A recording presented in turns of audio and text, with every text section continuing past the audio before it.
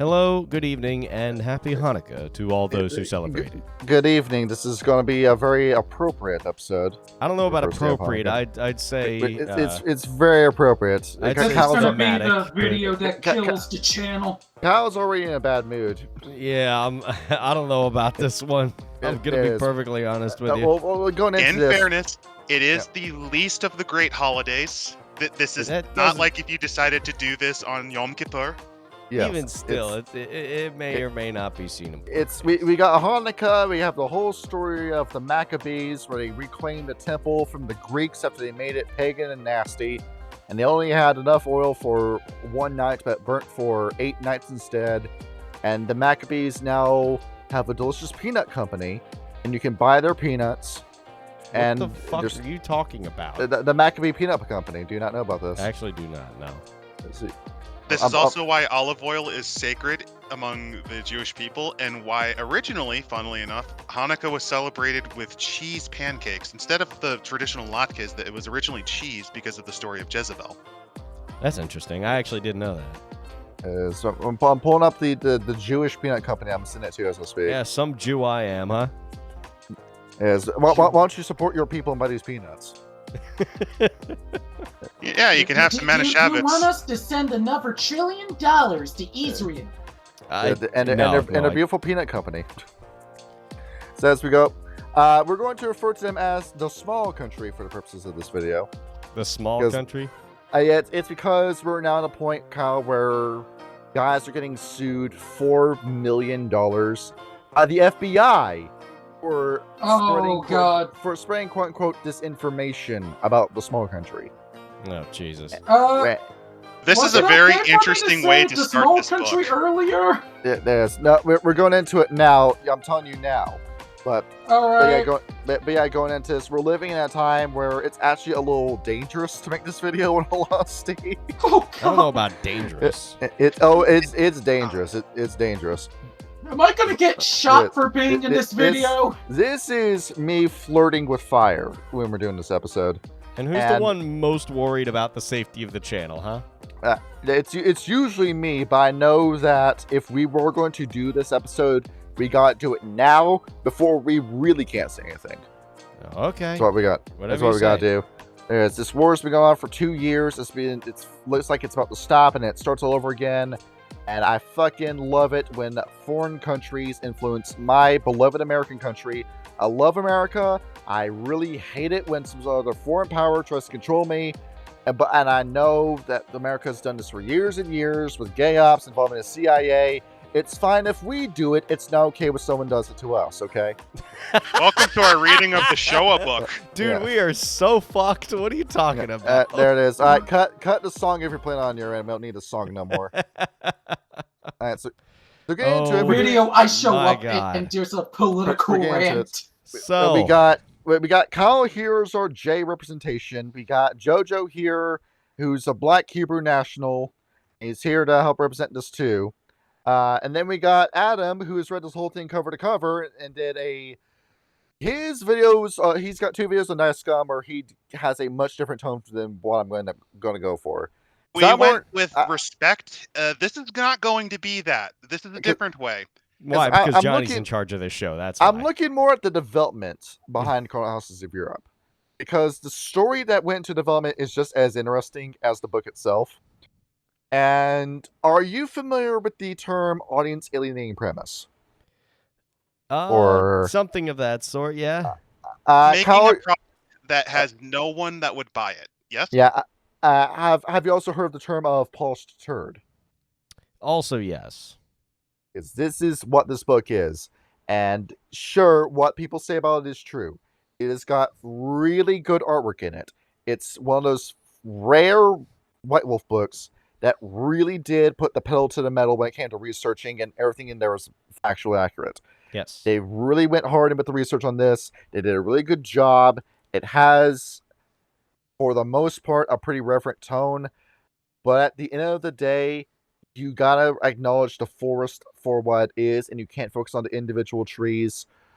If you want to make a book where you're researching the Holocaust, you probably should have just gone off and done a book about the Holocaust by itself and step away from Wraith, because let me ask you, from a business perspective, what the fuck were you thinking making this book? I had the What exact same question. What in was all honesty. who the hell was going to buy this and run this? It gets funnier when you realize that this is a Black Dog book. This is Black Dog Game Factory. This is their adult label.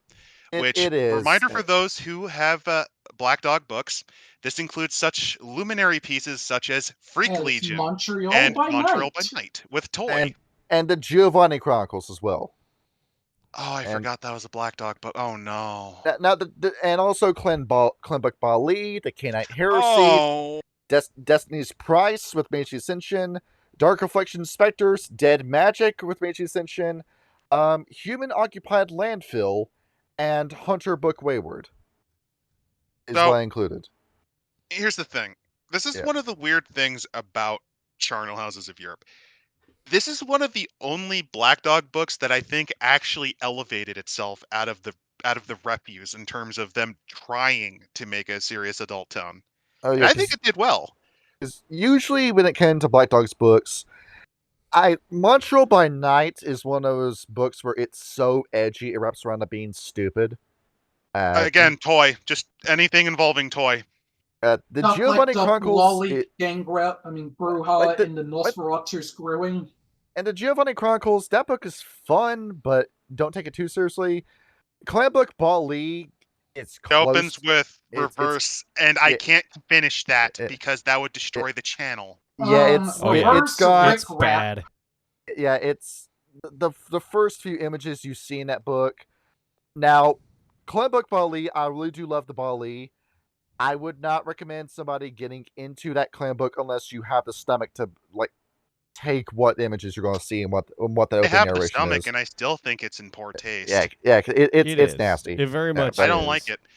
By the way, Cr- I really think for this one, you need to show the 2-page spread because you see the Charon just taking all of these people across. Yeah, This is the best let me- piece of art.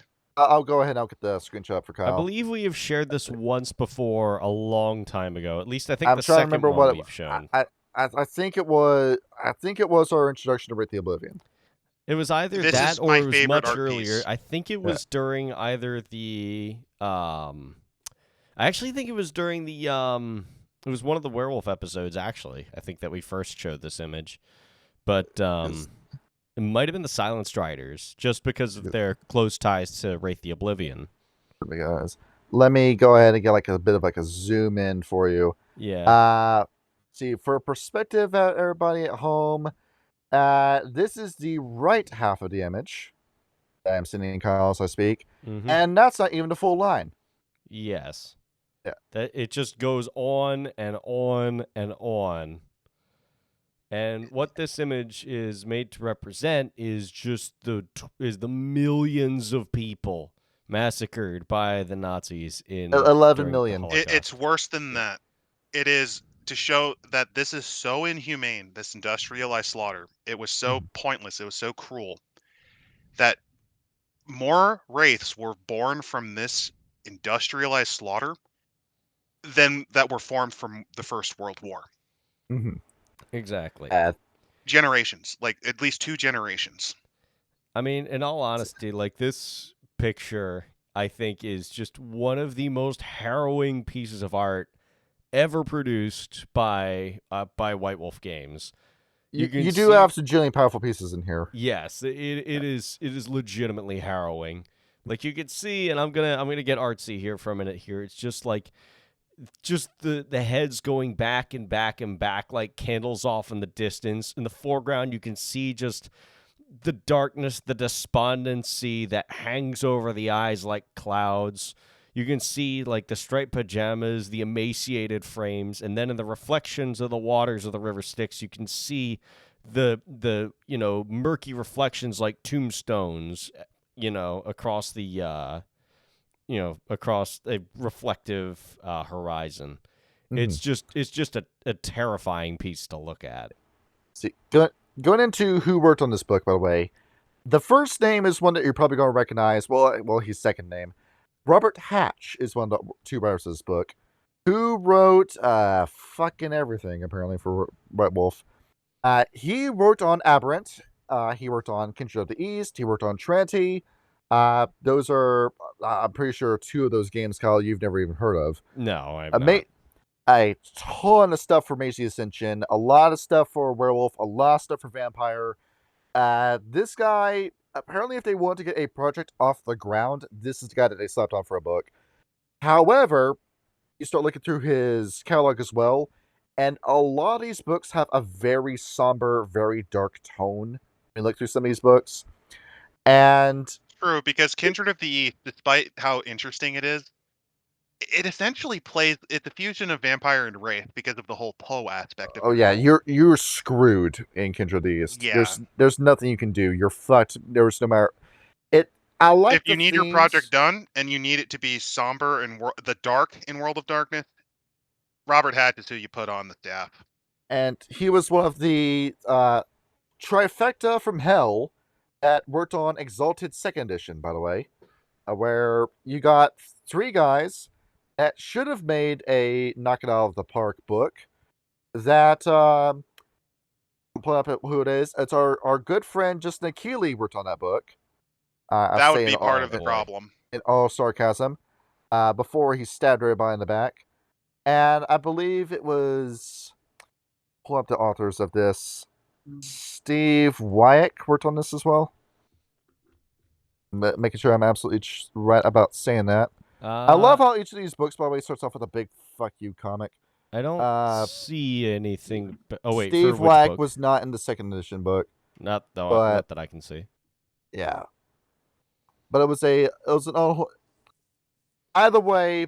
Some of that darkness from that you would see in this book and Kindred of the East bled into Exalted, which eventually ended up killing Exalted as a project and made a book that was so hopeless, so pointless, with problems that were so deeply spread through the world of Exalted, it made the book completely fucking pointless to run, and nobody wanted to play Exalted because of it.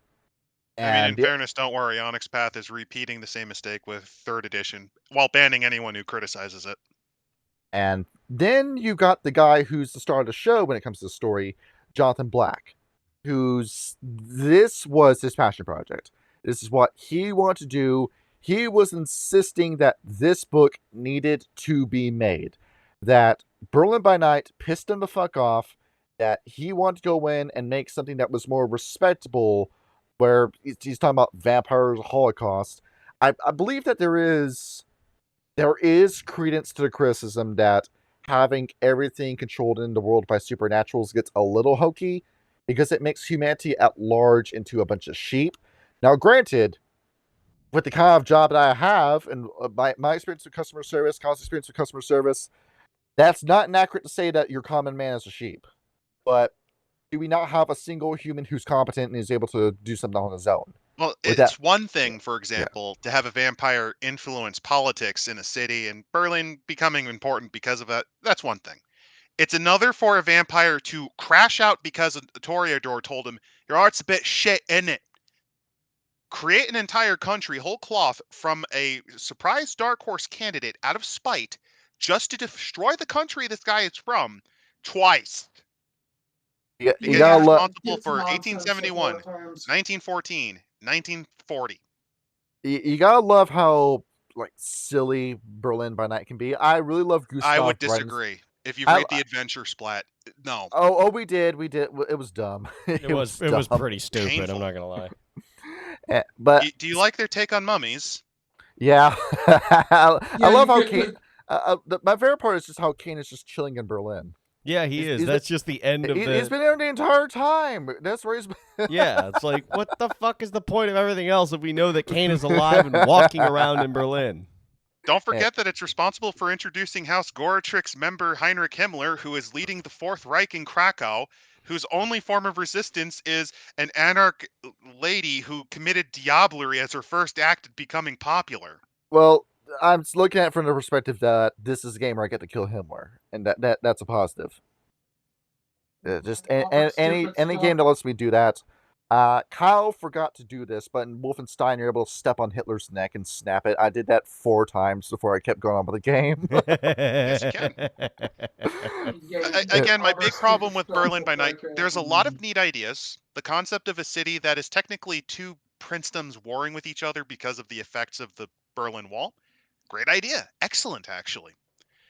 The concept of maybe the prince being responsible for some of the German things, that's not out of the blue, but it's just such a there's a lot of awful ideas in this book. There are it, and then Jonathan Black looked at that and said, "I believe that the Holocaust needs to be treated with more respect with this book because of just how dark of a topic it is." He came in with knowledge already about this topic. He said that, And he wanted to write this specifically because at this point it was around the 50th anniversary. He basically yes, wanted to do this before every person who survived it died. and this was his magnum opus that he wanted to do. This And is, this, I would say, one of the best written White Wolf books for the most part. There's a couple of points where I will make fun of it, mhm. but we're not there yet. When you start getting to where it mixes in with the World of Darkness, fucking Jonathan Black worked on this. Robert Hatch was the guy who stood behind him. I mean, this was, I don't want to say like Jeffrey Katzenberg, because it's not really like that apropos comparison. It's not quite Prince of Egypt. No. Who was the guy behind Pixar before they kicked him out? Pratt. No, I Not can't Bird. remember. Let me Hang look on. that It was up. not Bird. Let's see. Hang on. Then you're the original guy in charge of it, who was it Bird? originally in charge of Pixar. Let's see. That's not Katzenberg. It wasn't John Lasseter? John Lasseter. John Lasseter. John That's Lasseter. it. Yeah. He was like the John Lasseter of the project. He blessed the project, and it got off the ground. And they, of course, you guys worked your ass off. You did a good job, and that there was further plans for this too, because they wanted this game to become a video game too. They wanted this to be Wraith the Oblivion's gateway into computer games. Oh God. Everything in it was going to become a computer game, and Extra Credits are the people that introduced me to that idea. And I feel like Extra Credits too in that video, they were saying, "Oh, this was a mistake, and it's just as bad as EA killing Visceral Games, and this game should have been made." Well, first of all, with Extra Credits, your star's fallen ever since you made that "Boom, You're a Nazi" video. Yeah, you know what I'm talking about with that. Second, there's Yeah. the curse of anything White Wolf related. So this is something I've thought about. White Wolf is cursed Earth whenever you're working on it. It It has is. killed the company that made it twice. It killed the company that picked up the torch at least once. It killed the company that made its video games. Troika Games, Heart Suits finally went And down. Chinese in Room is flames. also on the outs. It's dying. And every other game company that has tried to break into it too has canceled the project. Oh yeah, the Gaia one, the werewolf one that actually had some promise. That died too. Yeah, Heart of Werewolf Gaia, Berkula. and there was a Capcom beat 'em up that was being made for Werewolf the Apocalypse too. Now here's the thing: you could definitely do. I think you could if you did something like Wraith in the style of "I Have No Mouth and Must Scream" the video game. You probably could do something there. Like a point and click, but Yeah, the like age, but the time to do that has long passed. Yeah, it's cooked. And this is an IP that they were really much behind, but besides the people who really push for it, it's like the people who love Mummy. Mhm. Where, I really love the old World of Darkness mummies. And they made a lot of splats. They sold like shit. No one bought them. No one bought them. With Wraith the Oblivion, this was a game that was always really uncomfortable. Because this game started off as Inferno. I think I've told this story before, where it was a game that Mark Greenhagen really wanted to play, where you were a bunch of people that were damned in hell, and apparently the playtest with that went so badly that he has not released the record of it. And yeah, because here's the thing.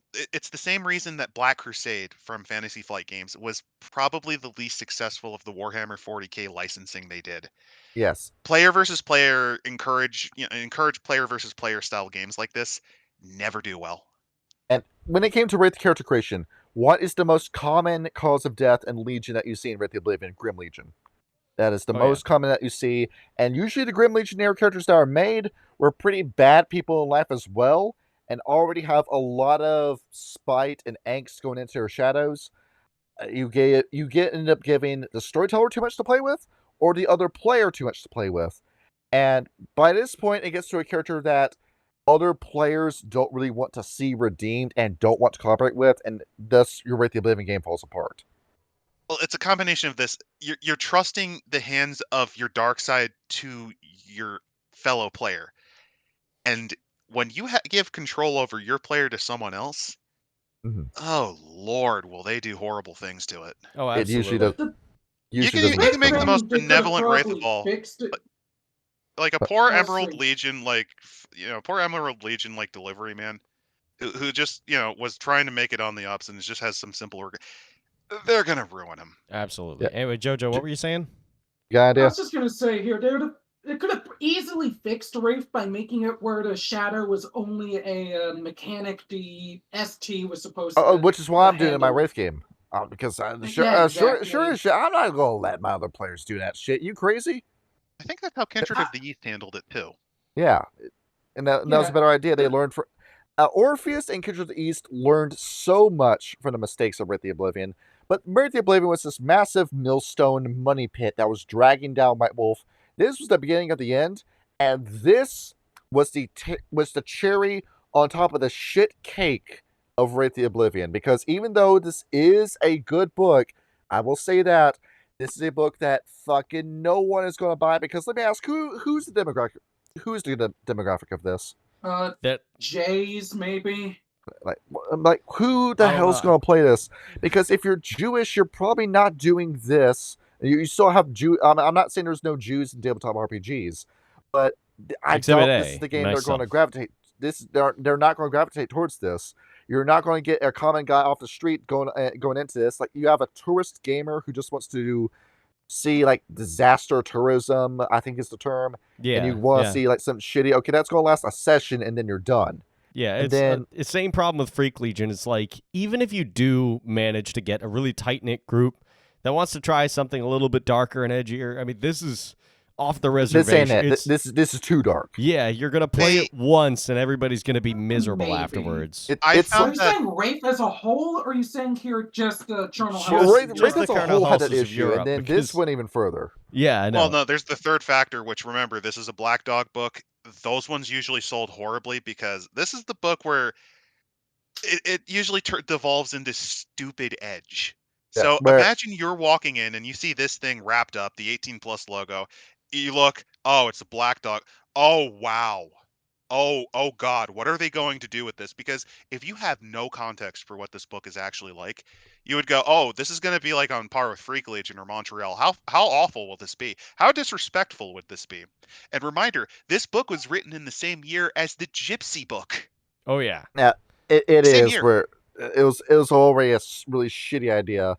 The Gypsy's book was just fucking stupid anyway. It had no real reason to exist, and that's By the way, the that's person all. who wrote the Gypsy book, she was responsible for Ravenloft second edition's take on its Romani equivalent. Yeah, that Oh, makes sense. Jesus. And that one is also very fascinatingly Yeah. To the point where 5th edition completely swept the Vistani under the rug. So I would say, well, I mean, I think it depends They're how you still play around, them. but they're not even remotely. basically this was Romani. an IP that was failing. Wraith was destined to fail just because of the issues and bound with it. Yep. It's a Black Dog book, which those always were niche. You had to be Yep. 18 plus to even buy this. What's really And sad it's about it is one of the worst things. I This think is the day the clown cried. yeah, I think like because of Clan Book Bali and and the Gypsy book, I really feel like the well was poisoned, and then this project here, be it a passion project, was still doomed from the start. The way and even though they put a whole lot of time and effort, and this book, great as it is, did come out really well. It had such a tarnished reputation from the start, being associated with Black Dog. How I compare it, this is like the Shenmue and Shenmue 2 that killed the Dreamcast. Well, what I'm gonna say is, It was a brilliant game, but it just was way too much for something that was already struggling against much stiffer competition. if I'm on a tangent, Yes. so looking into this video too, I look up other people's videos on these topics to make sure I don't repeat anything that's said in another video, because I'm not going to just do another man's video. Now, Burger Creek did a video about this too, and I'm going to go say it.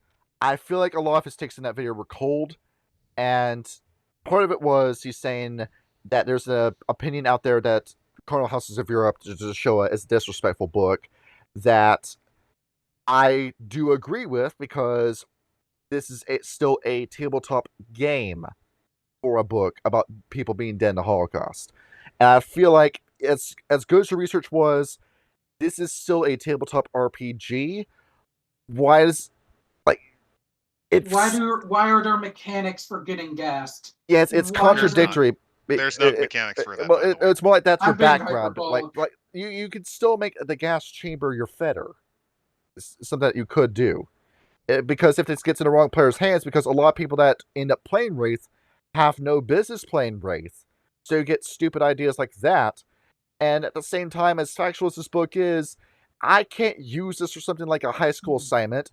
If my teacher sees my MLA citation and it's a tabletop RPG book when he looks it up, am I going to look like a fucking idiot or what? I'm saying It depends on the professor. Sometimes they might actually double check with another source, and if it's accurate there, they might just give you a cheeky response. I mean, you can go and look it through the recommended viewings and sources pages for this and learn about the Holocaust through that, and then you cite that as your source for your paper. But this is still a game where you play as Jews and other people, like every other minority group and like socialists that died in the Holocaust. And I'm thinking, well, this is a game and that you want to be disrespectful at the same time, and it just doesn't sit with me. The way I always saw this, because I read through this a while ago, is it's much better as a storyteller's resource book because it's more the setting and the characters. I think that you should never, unless you really Never run trust your this. players, No. never let them run a member of the Barbed Wire Kingdom. No, which is what the term hell is. fucking no. Do No, not let the planet absolutely Kingdom of not. Wire. And it's the same thing too, because when it comes to character creation, why do you think, and when it comes to Vampire the Masquerade, the Brujah and the Malkavians have such a bad reputation amongst players? Because the player base is as well. It's because it encourages the most destructive gameplay styles. It is. Yeah, the literal definition of, but this is what my character would do, while your character is a edgelord, a nadsock, or just you're not playing a Brujah because you want to play as the Brujah.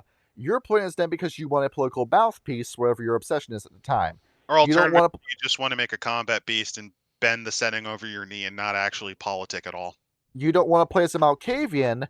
You just want to play as a lunatic, and that's the only reason why you gravitate towards Malkavians. I have an attention span of a gnat, and I'm just going to do stupid things and claim it's what my character would do because I'm crazy. You're not playing a character.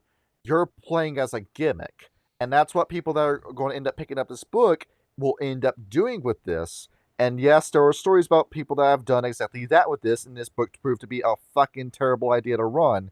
Because you didn't actually go into this with an idea for a story as a player.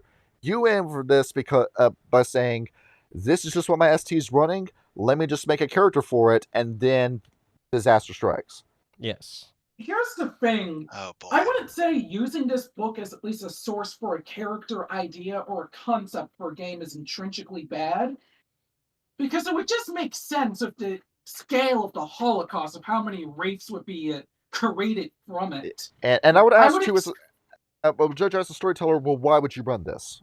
Why would you run this game as a storyteller? The only reason I could think I would run it personally would either be morbid curiosity or just to truly see how dark something like this would get. It's exactly it. Disaster tourism. That's what this book is going to end up being in a lot of people's eyes. Run it straight, because here's something you can do.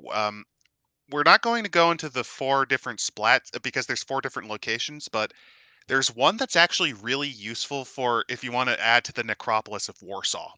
Oh. And I think that's an excellent location for that. Yeah, I'll get into locations with this. The 4 locations. Because you can do some interesting political realignment with Stygia because of how they handle this. There's this thing called the Concord of Millions. And it works as a place where, for this book, for its intentions, you could only really use this as a history book for the context for running your Wraith the Oblivion game in a modern night setting post 6th Great Maelstrom. That's what you can use this for. You could always have it be like the example of this is the equivalent of Singapore outside of Malaysia, where it's like the free city outside of Stygia. You can do something like that. And there's this book. It's people that are doing this because I want the really edgy game that's got all the dark stuff in it, or you're running a game that's essentially propaganda, where you looked up about the Holocaust, you got really moved and inspired by this game, and then you want to take your players through it, even though your players might not all be on board with that idea. And then why are you running this game? Because you want to tell people about how bad the Holocaust in this period of history is, and you're not really running a game now, are you? You're running propaganda. You might not know it, but that's what you're doing. So it feels like with this being a game book, it defeats the purpose of its own existence. It's paradoxical, is what I'm saying. Kind of yes, kind Yeah. of not. I think this was never intended to make money. I will, however, state that if you want to say that this is disrespectful because they demanded money for it, I could agree with that because you're profiting off of so many deaths. And Burger King brought that up too by saying, well, is every Holocaust movie exploitative in that regard? And yes, In a way, can be. in some cases. Depends. I think this one avoids it because of how it tries to treat this seriously, and it actually encourages storytellers to absolutely bully the shit out of players who try to make light of it. But that's the problem, because by doing that, you make it a lot less likely for anyone to want to run a chronicle here. Yeah, Kyle put Life is Beautiful on the screen for a minute. Life is Beautiful? Hang on. Yeah, have you seen this movie? I actually have not, no. Okay, so I saw this movie as part of class in middle school because I think it was a conversation I was having with Imp where he said, "Did you learn about the Holocaust in school?" And I was about to look at him like his head was on backwards because oh my god, did we go over the Holocaust in school? We spent a month on it when I was in 12 years old, when I was in 7th grade. Mm-hmm. It really depends on the school district. I can assure you they stopped teaching it in a good amount of high schools. They just outright don't teach history well at all anymore. Now, the thing with this movie is that it is a Holocaust movie that does not start off that way. Kyle, you remember I've told you about the prison friend a few times. That when I drive him to and from work, our shifts would end at 2:30 in the morning. It's middle of the night. I drive him back to his house, and then he turns on unemployment television. Like it's a movie channel where all these different movies play, and then I'm playing video games, and then that was our lives for the time being. I was telling him about this movie because we just were on the topic about Poland at the time, and I brought this movie up, and he didn't think I was telling him. He thought I was bullshitting him when I brought up this movie. But then it came on one night. He watched it. And Kyle, the premise of this movie is that it starts off as a romantic comedy where this Italian Jew meets this beautiful woman while the Nazis are taking over. And they have this whole relationship, and then they have this little kid. And then the second act forward of this movie is that the Italian dad and his kid are taken over to a fucking concentration camp that the dad pretends is a summer camp for his kid and tells him it's a summer camp and that he needs to do everything the counselors tell him to and stay hidden, or he won't win a prize at the end, is the movie. Oh my, that is so unbelievably dark. What the fuck were you thinking making this? Because it's either a European film. It's either a really dark idea, or it's a really fucking stupid idea that comes across as really silly, which is how it came across to me and how it came across to the prison friend. Because when I told him the story, he said, well, is the dad fucked up? Is he like playing a prank on his son? And I said, no. This is what the movie's trying to do, and it's a fucking Oscar bait film. And, was it also European? Where was this movie made? Yeah, let me see. Was it about Europe? Because European movies tend to have weird shifts like that. It was made by Roberto Benigni's project. Yeah, that would explain it. Italians do not give a fuck when it comes to filmmaking like this. And this is what this is. I'm thinking, well, what the fuck even was this? And of course it won awards because, Holocaust movie made in the late 90s, of course it's going to win. Of course it is. And this is what it was. It's the same as, Kyle, you know how much I fucking love and irony, hate the Deer Hunter. And how much I fucking hate the Deer Hunter. I'm gonna be honest. I was on a big war film kick for a while, and of the war films that I watched, I was not a huge fan of the Deer Hunter. This to me is the same as the Deer Hunter. It's yeah. I feel like it's emotionally manipulative. It's such not a that jarring, it's not shift of tone between acts. The only thing I think it does well, that film, is like displays the hardship of veterans coming home from war. But then again, fucking what was the movie about Chris Kyle? What was that movie called? The Sniper? I was gonna crack a joke that the original Rambo movie covered that better. Yeah, I don't know about that. I mean, it had some grounding to it. I think it was called The Sniper. American No. Sniper. American Sniper. That's it. I think that did a better job than Deer Hunter. Yeah, that did. one definitely. Like, I don't know. And same thing with this, and the stories you end up telling with this too, where you end up getting stories like Redo of Healer, where the book, the whole point of the game is that it's so dark and bleak. That's the selling point behind it, and it just becomes I thought it was an anime. it just becomes exploitation. Fucking Victor, quit posting gifs. You're distracting me with that. I was looking at Alex Jones jacking off an air penis. I couldn't focus. What the what? Welcome to our Shoah video, everyone. It is the fucking distracting gifs. I can't focus. He's trying to be comic relief. He's trying to make this less depressing. This actually that was what I was in the Discord call. I couldn't focus while staring at that. Speaking of which, we might eventually get to see the day the clown cried, which ends with the depressed clown entertaining the children inside the gas chamber what were you as saying it begins about Redo pumping of in. Healer? Oh my god. That's a Jerry Lewis movie. With the contents of Charnal Houses of Europe, I feel like going over the history, the human history aspect of it, you did all right. You did just fine in your Descom video. I'm not going to reiterate that, because if you want that history, go to your video for it. Went through a good amount of that. Where, of course, this didn't just automatically pop up and start in 1938, because the hatred was there to begin with. It's not the German people's, like, the burden of blame doesn't fall entirely on their shoulders, because how many people, while the walls were closing in, told the Jews to get fucked while this was going on? Well, pretty much how everybody. many countries, Anti-Semitism even was the popular in United all of States, Europe. really. Yeah. How many countries brought in Jewish people during this time? Dominican Republic, that was it. FDR held a whole conference over it, and it ended with him rejecting bringing in Jews into America. Not until the ass end of the war. Not until the ass end did they do that. Yep. And when it came to selling out these people, France just bent over backwards and said, "You know what? Just come in and just kill them all. We don't care anymore." And so many I mean, other... France the actually ideas- restricted it. Yeah. Poland actually had stricter anti-Semitic laws compared to Germany until the Kristallnacht-Nuremberg laws. You went in and killed all these different people. Yeah, And Italy like the tolerated Soviet them Union as until they well. pivoted to work with Germany. Yeah. And leading up to this too, Joseph Stalin was fully on board with Adolf Hitler. Fucking Winston Churchill was starting to flirt with him.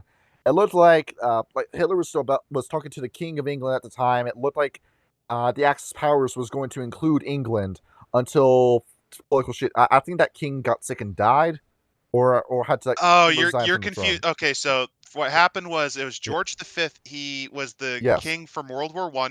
He Yes. died in 36. His Yes. idiot firstborn son, Edward VII, I believe it was. No, was Edward VII? Edward VIII, maybe. Yes. Edward VIII. Yes. Who was pro-German. He tried to marry an American divorcee. He got kicked out because the government legitimately threatened to walk, as did the Commonwealth. And And then, that was the guy who was pro-Germany. and then George after that VI was not. and after that happened, like Hitler looked over at Hermann Goering and said, "It's over." Well, he never really wanted to work with he never really The wanted to work British. with the British or French anyway. No. He wanted them to stay out of his way. Want to get them on their side, kill them with kindness. The whole static. He just wanted to basically power up until he could take them on. Yeah, he wanted to take out the Soviet Union first. It's like preparing the rug pulls is what it ultimately was. And Speaking of which, the more or less. Soviet Union was surprisingly relatively tolerant, probably because so many of their government bureaucrats and major leaders were Jewish. Until Stalin. Killed them Until all Stalin- because Yeah. Stalin sucks and I hate him. Oh, and after World War II, don't forget he They almost started committed his own another Shoah, genocide. the Doctor's Plot. Mm-hmm. And going into this too, you had the Crystal Knot, the Night of Broken Glass, where Jewish businesses got wrecked and got their shit wrecked by the Gestapo. Mhm. You start having all these different ghettos built, and at the time, they were killing the anyone who was undesirable by hand. Not just Jews, but anyone who was homosexual, anyone who was physically disabled, anyone who was mentally disabled, anyone who was a socialist, anyone who was a Soviet. You died. If they didn't like you, you died. And it was by hand. It was just a shot to the back of the head until somebody began to realize you can industrialize this by just throwing men in a pit, throwing them into an oven, throwing them into a gas shower, which is where we got the It's massive... a little more gradual, but Yeah, basically, first so- off, they wanted them out. Then Yeah. they couldn't get them out, so they then decided to make them work until they died. Then they decided, okay, we're just going to, because there's so many Jews in Eastern Europe and in Russia, kill squads. The kill squad suffered horrible PTSD because unless you're a psychopath, you're not capable of just doing that casually all the time. Absolutely. So, like, even Heinrich Himmler, Yeah, in our video, he witnessed one of the purgings. He essentially vomited and had a mild breakdown. Yeah, because like, it was just so much. he witnessed one of the executions, and like some of the victim's brain got on like his face, and he immediately got sick. And that's when they started there's an planning upper the. I limit. believe Indy Nidell briefly mentioned that in the phenomenal historical channel World War II, which you should watch, by the way. It's a long watch, but it's very, very informative. And after all, with some of these guys, with some of the big names that came to the Nazis, did Albert Speer ever interact with the Holocaust? Mostly with slave labor. He used them for labor. He used them for labor. He likely had some connections to camps, but he wasn't. He was connected, but not as directly as you'd think. I mean, and he was a lion-ass snake who lied his ass off about being insane to avoid responsibility and punishment. Oh yeah, he's repulsive. He is. Fuck Albert Speer. And he almost got away with it too. Almost did. They still threw him in prison for like 50 years. So I'm not going to reiterate too much of this because if anyone is my age, you went over the Holocaust in school. I know more like Gen Alpha. Look, I know the school system refuses to teach you anything about this because they're too busy focusing on Reconstruction or what the fuck ever. Or, they just can't teach because kids don't give a fuck about school because, It's genuinely to the point where in my high school, I knew people that don't even know what the fuck the Holocaust took place in. They could not point to you where Germany is on a map. They don't even know what a Jew is. That's how bad it is. And there's already enough videos about online talking about this. You can go to school and learn about this. So I'm not going to iterate too much of that for this episode because it feels like there are other people out there that can explain that better than I can. So I'm just not going to. I'm going to say if you want to learn more about that, consult some other source. Don't go to me for it. But getting into it, on the other hand. Shall we go over what the World of Darkness as a whole, outside of historical events? Yeah, what that looks like. Perspective. Right. Yes. So the biggest retcon was Berlin by Night, which in the original case, everything that Germany did, Germany's formation, everything it did was because one vampire was very angry. A Toreador called him a shit artist. Yeah. It actually goes even a bit further than that. According to Sabat first edition, second edition, I mean, the Sabat orchestrated both world wars, apparently. And you got all these classic pictures, too, of this Amici chick with the big tits hanging out with swastikas planted on both of her boobs. Yeah, that was fucking and repulsive. You have the Nefandist working with Iteration X, basically the Technocracy leadership was on board, except for the Virtual Adepts because they were gay for Turing. Yeah, this book came out and said it is the one and only authority on this part of history. It says if we wrote anything about this before, throw it out the window. If anyone writes anything else about this, disavow them. Which I can take or leave because yes, I'm fine with them downplaying it, but let's be blunt, there still would be some effects. Like there would because you're gonna tell me that the Wunderwaffe program is not a Technocracy attempt to try to push super science early. Because going over Werewolf first, well, us being a permanent Werewolf channel. Also, yeah, you throw out one of the most interesting things, which was to get purging the Swords of Heimdall, which I think is very much deserved. Yeah, the Swords of Heimdall was never got retconned. Yeah, They're still around up to second This is where the infamous part about the Gefringers comes in, this whole Swords of Heimdall, which was a camp that was already losing the plot when they first Basically, formed. it was Yeah. founded by, what was it, Southern planters in the U.S. originally? It was where they cling on to ideas of purity, and they used Heimdall, the whitest of gods, as their icon for it. Well, In fairness, they formed because they fought the Wendigo so much that they were like, we're going to give them their own medicine. and well, exactly. How white can Heimdall be? All of his teeth were gold. That's terrible. What the fuck? Also, keep in mind, how could Heimdall be white when he's depicted? I think he was depicted as a black man in the Marvel movies. He I was, think yes. so, yeah. And Suffer sorts of Heimdall. One of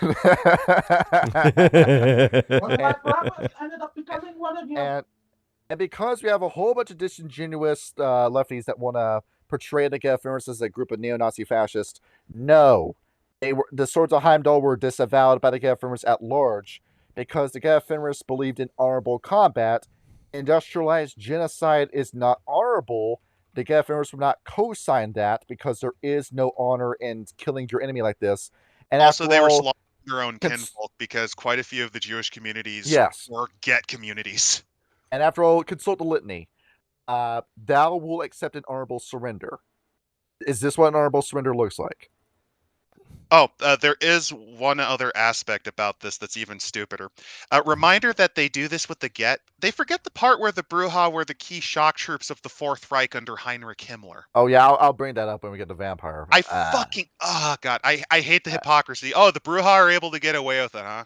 They're not tarred and Tremere brushed are still as playable. skinheads. It's because Scortrix because outright just pushed to be playable in V5, even though House Scortrix was directly responsible for the Holocaust. and just Nikili has completely blackwashed quote unquote the Bruja, because in his mind every Bruja is Theobel, and Theobel is his little baby, and that every single I think my favorite is they forget how sad it is.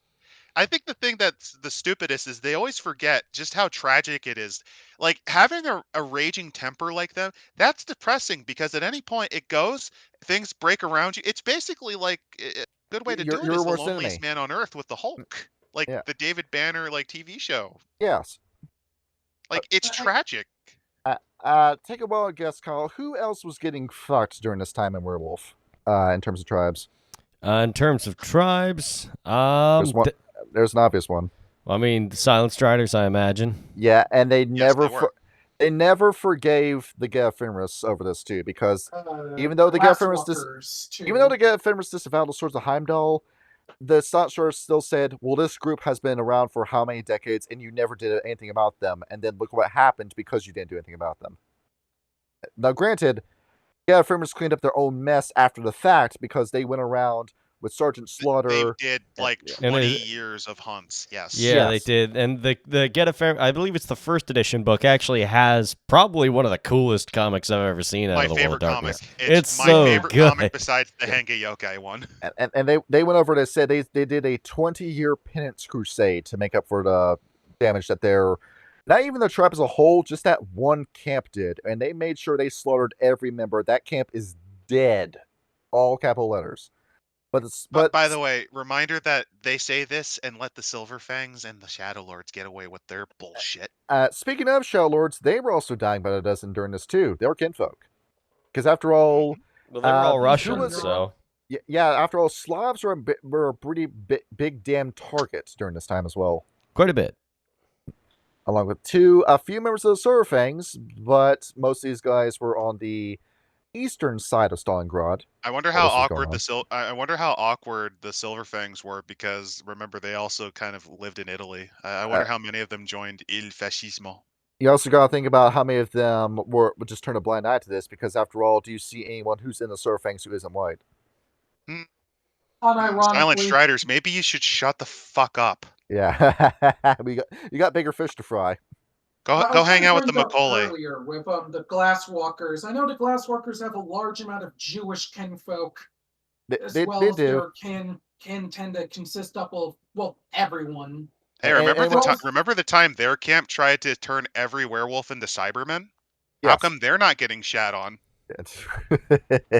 Mm. I was gonna say are the Black Furies as well because Well, the Black Furies Furies are were filth. getting more on the receiving end of genocide as well, To a because degree, yeah. in Greece. But this is also when Well, Deceptive to not Bygone necessarily in Greek, but Visions. also like Serbia, and also keep in mind that their feminist message that goes against the traditional It housewife does. standard. So, yeah. This I is was also like, when there's Deceptive to the Bygone Visions during this time was invaluable as a defensive position, and after all, those forces of the worm that were allied with the Nazis tried bombing Deceptive Bygone Visions off the face of the earth. It didn't work, and it still proved to be a key critical position for the allies of the Garo Nation to come in and save their kinfolk and try to quickly end World War II. Oh, yeah. Another thing, by the way, reminder that you know what the Get of Fenris also did besides their penitence crusade? Didn't they threw themselves and basically slaughtered a fuckload of Black Spiral dancers and ripped apart several hives in the process? Oh yeah, the BSDs were fully on board with this idea. Mm-hmm. Because not necessarily out of anti-Semitism, but people dying pleases the worm. Oh no, it also really helps because a lot of them tag themselves along with such doctors like Dr. Mengele Who and some of the became other quacks. who became a demon after this book happened. Why did he become a Zemitzi? Yeah. No. Oh no. Demon from Demon of Fallen possessed him. The Oh. hell? How? Yeah. I Because thought he died back in the 80s. this is how you become demonically possessed. You cut off a man's arm, and then reattach it. Oh, the arm doesn't work. Because seen that coming. And That that's the doesn't even science you make do. sense because Joseph Mengele died back in the late 70s. Well, demons can just possess that corpse. It's fine. Yeah. That's how But Demon by of Fallen that works. point, his corpse would have been about 40-ish years old. Well, have you seen Five Nights at Freddy's? It's the same logic. Oh God. Mengele always comes back alongside Himmler as a member of House Goratrix. And along with that, I think You can see why this book was written. Along with this too, but the Pharaoh breeds, I don't think anything crazy happened with them during this time. Not the only thing I can think of. No, I think the only thing I can really think of is that there might have been a little bit of Bastet activity in North Africa, and that's about it. Maybe assisting in the liberation of Ethiopia. There would have been some Ratkin turning heads too, because the Ratkins were born to kill humans specifically, and here we have a bunch of humans that are killing 11 million humans within the span of 7 years. The Ratkin were the ones responsible for the bouncing bombs to flood the Ruhr dams regions. Just, flood everyone, kill them all with the power of water. Is it possible that the Ratkin co-signed this? I'm envisioning the Ratkin working with a bunch of boffins in British sheds to make more weapons, particularly bigger bombs to kill more humans with. Absolutely. When it came to, like, say, 2% of the planet is Ratkin kinfolk, once they get the breeding plague, they'll instantly become operatives. With the blood memory, during the Russian theater part, how many Ratkin do you think participated in that? At least a couple dozen thousand Oh, if it's 2% of the world's population. It's rat Soviets. No, you were thinking rat Soviets. No, you don't understand. I was envisioning rat Einsatzgruppen. Oh Jesus, that'd be terrifying. Because think about it, I am given guns, many magazines of ammunition, and I am told to kill as many people as I can. Excellent. This is just like Christmas. Kyle, how many bullets does the MG42 fire? It is one of the fastest firing machine guns in the world, and I actually need to look it up because I don't remember. At least 1,200 rounds per minute. Yep, 1,200 to 1,500 rounds per minute.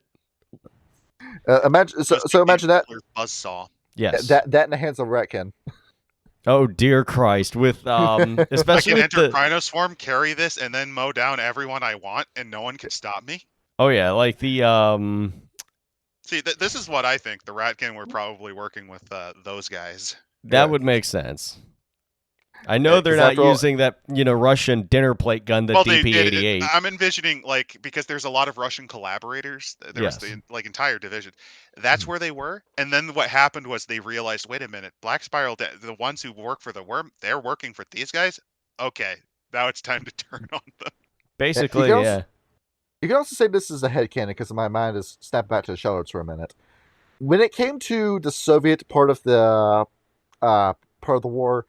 What Stalin's big drive was that the Germans are killing all of us, and that everyone's a victim in Russia, and Stalingrad will They be mentioned the that in the last Bobby straw. Yard segment. Yeah, and we need to band together as Russian people and defend ourselves and defend everyone, right? Even though it was only a specific group that they were targeting. Well, According here's to the other thing. It allowed them to also paint the Ukrainian nationalists as Nazi supporters because they did support them, specifically because it was less than a decade after the Holodomor. I It was gonna was. say here, weren't the Nazis killing essentially every Eastern European group relatively Yes, and that equally? is one of the reasons they lost the Eastern Front. A reason why they lost because you pissed off the entirety of Soviet Russia and they outnumbered you 10-1. Well, Yeah, it's the main reason why the Eastern Front was unwinnable. Well, it was a genocide war. Every single man, woman, and child was a potential soldier. They only if given you up if you were of until military age, they everyone killed you. was dead. Yeah, and that's why there was a whole attitude difference between the war too. With America, namely stuck with Japan during this time, but with the Americans that participated in the European side of the war, it was more about we need to go in there and fight this ultimate evil, and there was a whole urgency to the American aspect of it.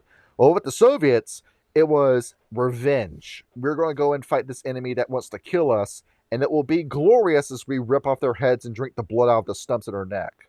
Well, as mentioned, we've repeated this a few times.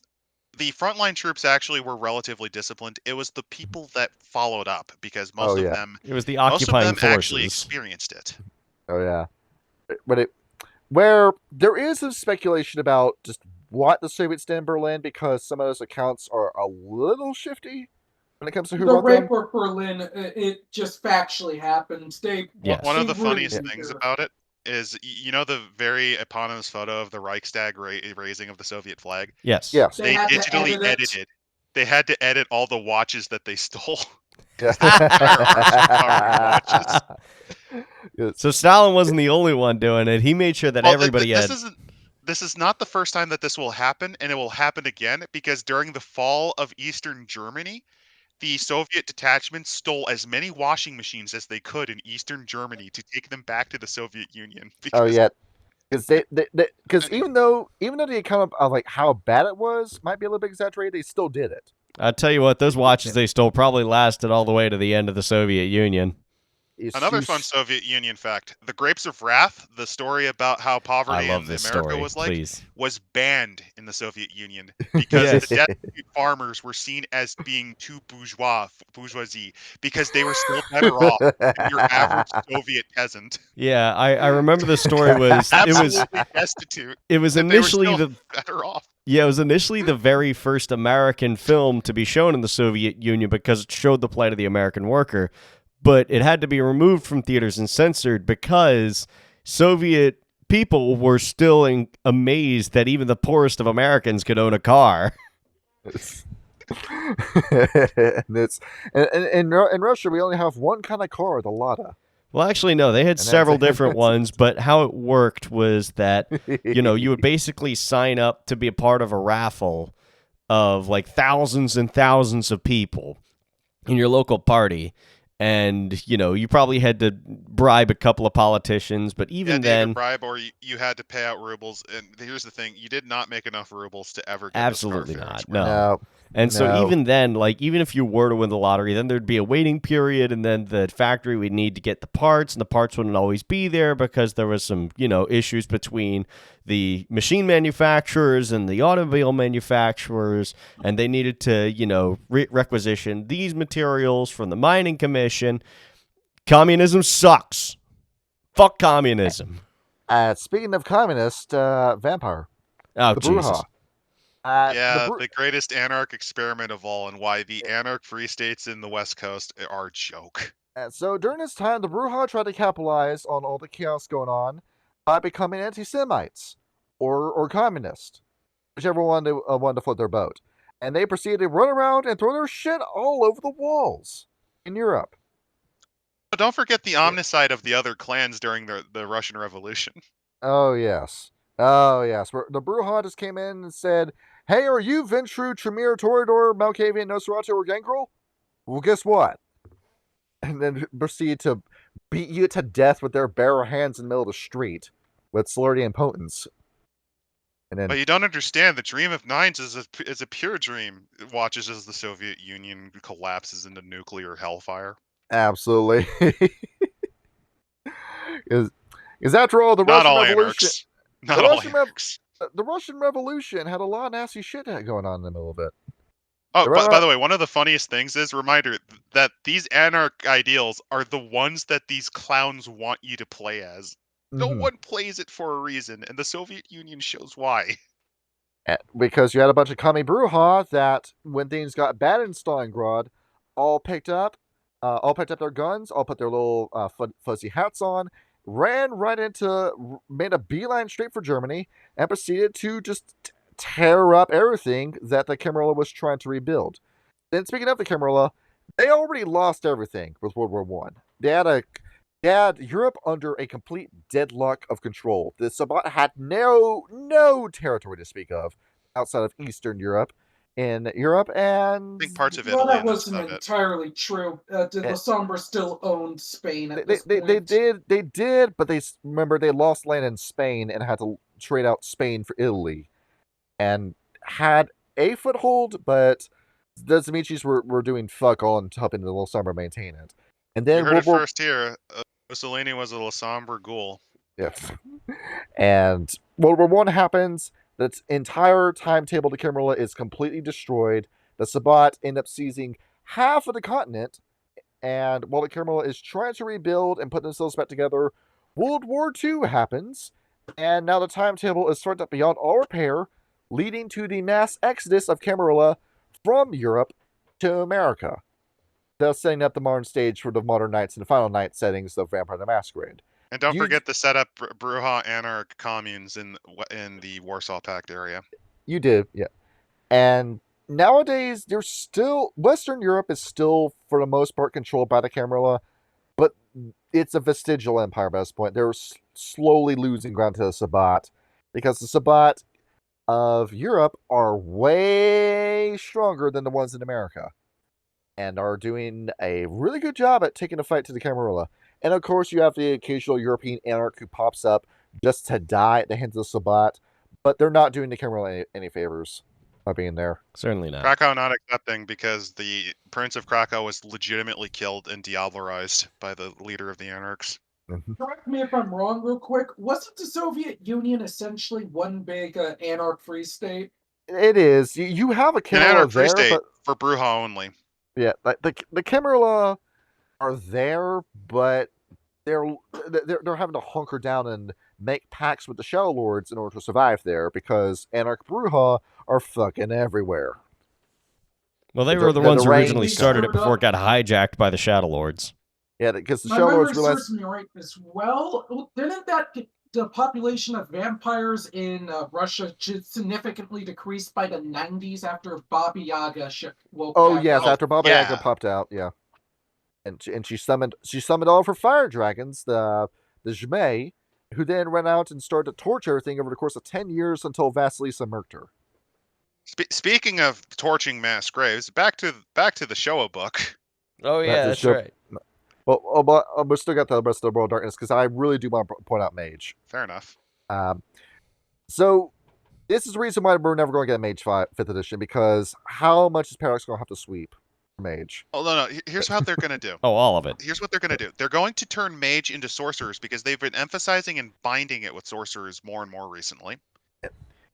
So they're just going to throw out the spheres, they're going to throw it all out, and they're just going to treat sorcerers as if they're mages, because it's easier. They don't have to think. And I doubt the books are going to come out, because Werewolf the Apocalypse 5th edition was a year and a half late. How lazy is the writing going to be with Mage 5th edition, and how long is it going to take for that book to come out? They'll probably do they'll just copy the Sorcerer book and then just combine it with Awakening, I think. They're just going to steal everything from Mage 20 and just re-release that. They're going to take the worst of Mage 20, splice it in with Mage the Awakening, so you're going to have the equivalent of the Exarchs and the Seers of the Throne, and it's going to be mechanically like Sorcerer. Are going to somehow say where you don't have spheres, it's hedge magic. It's all hedge magic. They're filled with black folk. You're going to somehow say the Hermetics are racist somehow. They're going to make the Sons of Ether the main No, tradition. you're going to have to burn the whole thing down because anything that represents a culture needs to be removed, like they do with Royal 5th Edition. And I hate to break it to you, every mage tradition does that. They're going to completely massacre the Void Engineers by having an Elon Musk stand-in. None of the old book is going to be put in this. They're going to have to completely redo it. But Yeah, I it's- dread it to is- imagine what they would But do yeah, to the as for- Cult of Ecstasy. as As for for mages in the World Wars, so the Order of Reason becomes its final iteration of the technocracy in the Yes. end of World War One. Yes.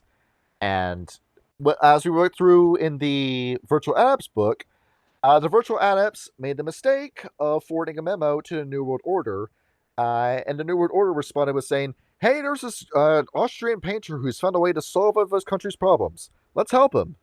And then the Virtual Adepts, upon realizing that was a mistake, fought for 4 years to try to talk the New World Order off the ledge, but they refused to listen to them, even though these are guys that wrote the fucking timetable that you should be listening to the Virtual Adepts. They went through with the plan anyway, and all four out of the 5 technocrat conventions fully endorsed and support the Holocaust. They That weren't was- fully. It was the leadership. The leadership of the NWO because it aided the timetable. The Iteration X because of the Wunderwaffe program. The progenitors because, hey, there's all these people that we can experiment to make into the new stage of humanity. Yes. And Void Engineers because it allowed them to build rockets. It's not even because of the other stuff. It's just, I need rockets, and okay, buddy, can you build these rockets for no pay? Thank you. Ironically enough, the only people that realized this was a bad idea was the Syndicate. That was And that's it. well, yeah, because so here's a fun little bit of history. Unfortunately, I'm turning this into a little bit of my own dice gum.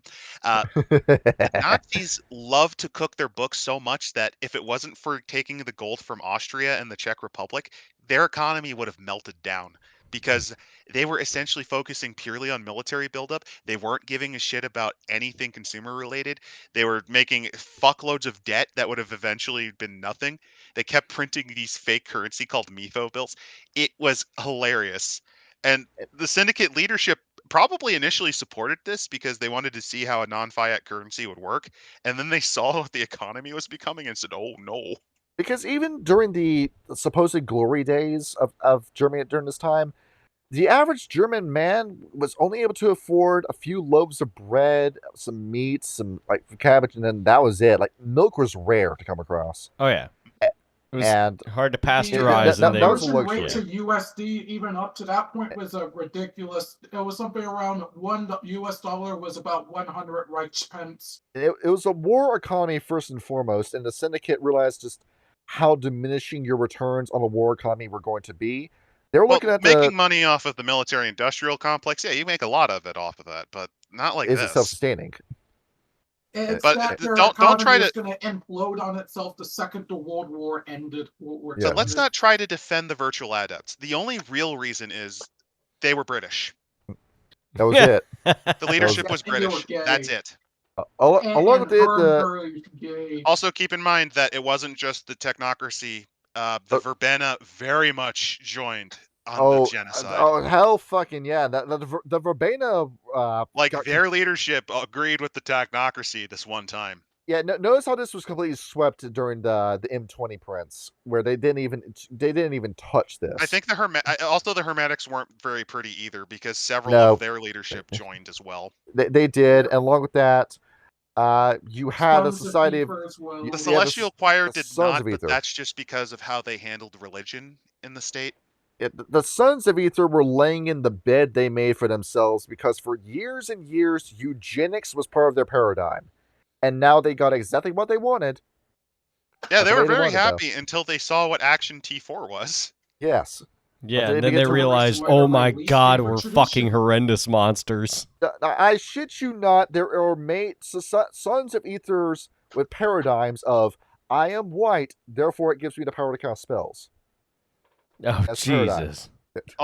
Well, yeah, because there's some weird, crazy hibbity like Vril. The concept of Vril energy, for example. He fueled all of his spells off the back of white power. Also, like none of the traditions were completely clean because members. And here's the thing: some in the technocracy's case, yes, the leadership, but quite a few of their lower ranks broke from their leadership because they saw what this was and said no. The Akashic Brotherhood did not participate in this because they were too busy. They were too busy being responsible for horrible crimes in Nanjing. They were killing Yeah. each other in China during this time. With Unit 731, you know it's bad when the Nazis go to your country, see what you're doing, and then tell you to take a chill pill. Not even kidding. Imagine being a member of the progenitors and seeing what the Akashic Brotherhood are doing and going, "Oh wow." Oh yeah. I mean, we're disgusting people, but you, sir, are absolutely The nasty. literal bioweapons they dropped on the Chinese, bringing back the Black Death. Behold, he cast the I Ching spell. He threw his talismans out, and it created a green gas that melted the skin off your bones. They released Reminder, them to by a the child. way, that the only tradition referred that to wasn't corpses. the worst was the Dream Speakers. That's No, purely keep in because there were too many POCs. No, they probably joined in too somewhere. But I was going to just quickly state, reminder that Unit 731, they described their corpses as logs. Mm-hmm. Not That- even Jesus. They went to Logs. India and ate people.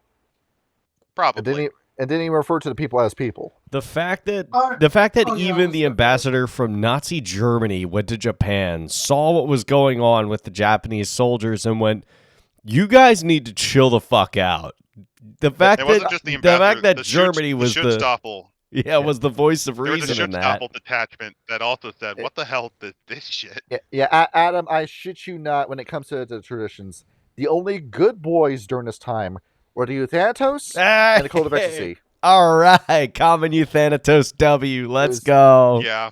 It was only those two saw this for what was going on. The Euthanatos were doing whatever they could to get the wheel back turning, and meanwhile, the Cult of Ecstasy was dying during this time because a lot of them. How many gay people are in the Cult of Ecstasy? A lot. All right? of them. Yes. lot. So how many Also, don't forget that there's a lot of meth being distributed. Go pills. Oh yeah, that's So- true. So what's happening is that you've got Nazi technocrats coming after you. You cannot cast your spells around them because you're going to die of paradox if you do so. They then capture you, gas you, and then distribute all of your foci to their men. Or alternatively, you sign up for the Wehrmacht because hey, you get to have go pill, and then you just watch as your brethren in the cabal is bleeding out in some farm outside of France. Yeah, Oh, but then yeah. again, like Immediately joining the not fun, Wehrmacht as an ecstatic would absolutely wreck your paradigm. Your avatar would Yeah, just be shot to shit. Your brain, you're just like you sign up for the go pills. 1 week later, you just crash out and go Marauder. Ich bin hier für das Amphetamine. And changelings, they were fucking dying of banality. I mean, it's pretty banal and industrially killing people. They all died. All right, fuck changeling, they're dreaming. Let's go back to Wraith. It's a combination of banality, and the Unseelies really try to exploit this because of the nightmares and the worst parts of everything. Yeah, There that's were all you need to no know. there were no real demons like fallen angels during this time. It was just earthbound who were eating very well during this period. No imbued existed yet, and you bet the mummies were trying to do something about this, but just couldn't. But which mummies? The actual mummies, or the ones that just wander around going, "Ah, my skin feels so fucking smooth." The eternal warriors of Ma'at mummies. Okay, And because you got to clarify on that. so why did shit hit the fan so badly that it created a maelstrom in Wraith the Oblivion? Well, going into it, during the Oh, context we're of going to this, talk about Ghost Godzilla. Hell yeah. we get to bring up Wraith the Oblivion's Gorul for the first time. Kyle, have I showed you what this guy looks like? I don't think so. No. I like to call him Ghost Godzilla. All right. I got an He doesn't look idea like of it, what but that's it's of what I'm amazing. gonna see in the next couple of seconds here. Let's go You're ahead. gonna love it. Pasting his image. There he is. Yeah, that is Wraith Godzilla. How did That- we By the way, get? that is Charon's shadow. Yes. Okay, I'm gonna hit pause for a second on just on what's. How did we get from one of the most harrowing genocides in human history to Ghost Godzilla fighting To Charon? kaiju fight. So what? Well, you see, what happened was first the Japanese bombed Pearl Harbor. God damn it! so what happened here is that the leading events to this absolute catastrophe and what essentially became the most important event in Wraith the Oblivion's history. Charon's plans were already going off the rails of complete staging domination because the Jade Emperor, the guy who runs the Shadowlands of Asia, was at constant war with him. During his time, you still had stuff like the Sino-Japanese War, a lot of other conflicts going on in Asia, where white men died, and Charon claimed all the souls of white people. I'm not even shitting you. Good Yes, lord. because the way you die, basically, this is why I make fun of White Wolf for going, yeah, I mean, the moment your soul's different because you're this race. Okay. What they're trying to do with this is that the land that you belong to claims a part of your soul. It's the same as That's very like eco-fascist of them. I like the ideas of there will never be peace in the Middle East because that land is cursed, and like everything that went on with the land of milk and honey, that kind of type shit is what they're Another trying fun to thing refer to. is Reminder Changing Breeds had the same principle. So Jojo, what happens here Yeah. is that while there's a whole war going on between Karen and the Jade Emperor over who do these dead people belong to, World War I happens. And a massive refugee crisis happens during that point where the numbers of the Grim Legion fucking soar in number during this time. Which culminates in the Smiling Lord trying something very funny at the end of World War One. Yeah, he's got a big smile on his face during the whole thing. That's why they call him that. And while this is going on, meta plot shit aside, skipping right ahead to World War II. So Charon is very close to crashing out because he's had decades of dealing with this war. With the Jade Emperor, that half of his legions listen to him, the other half don't.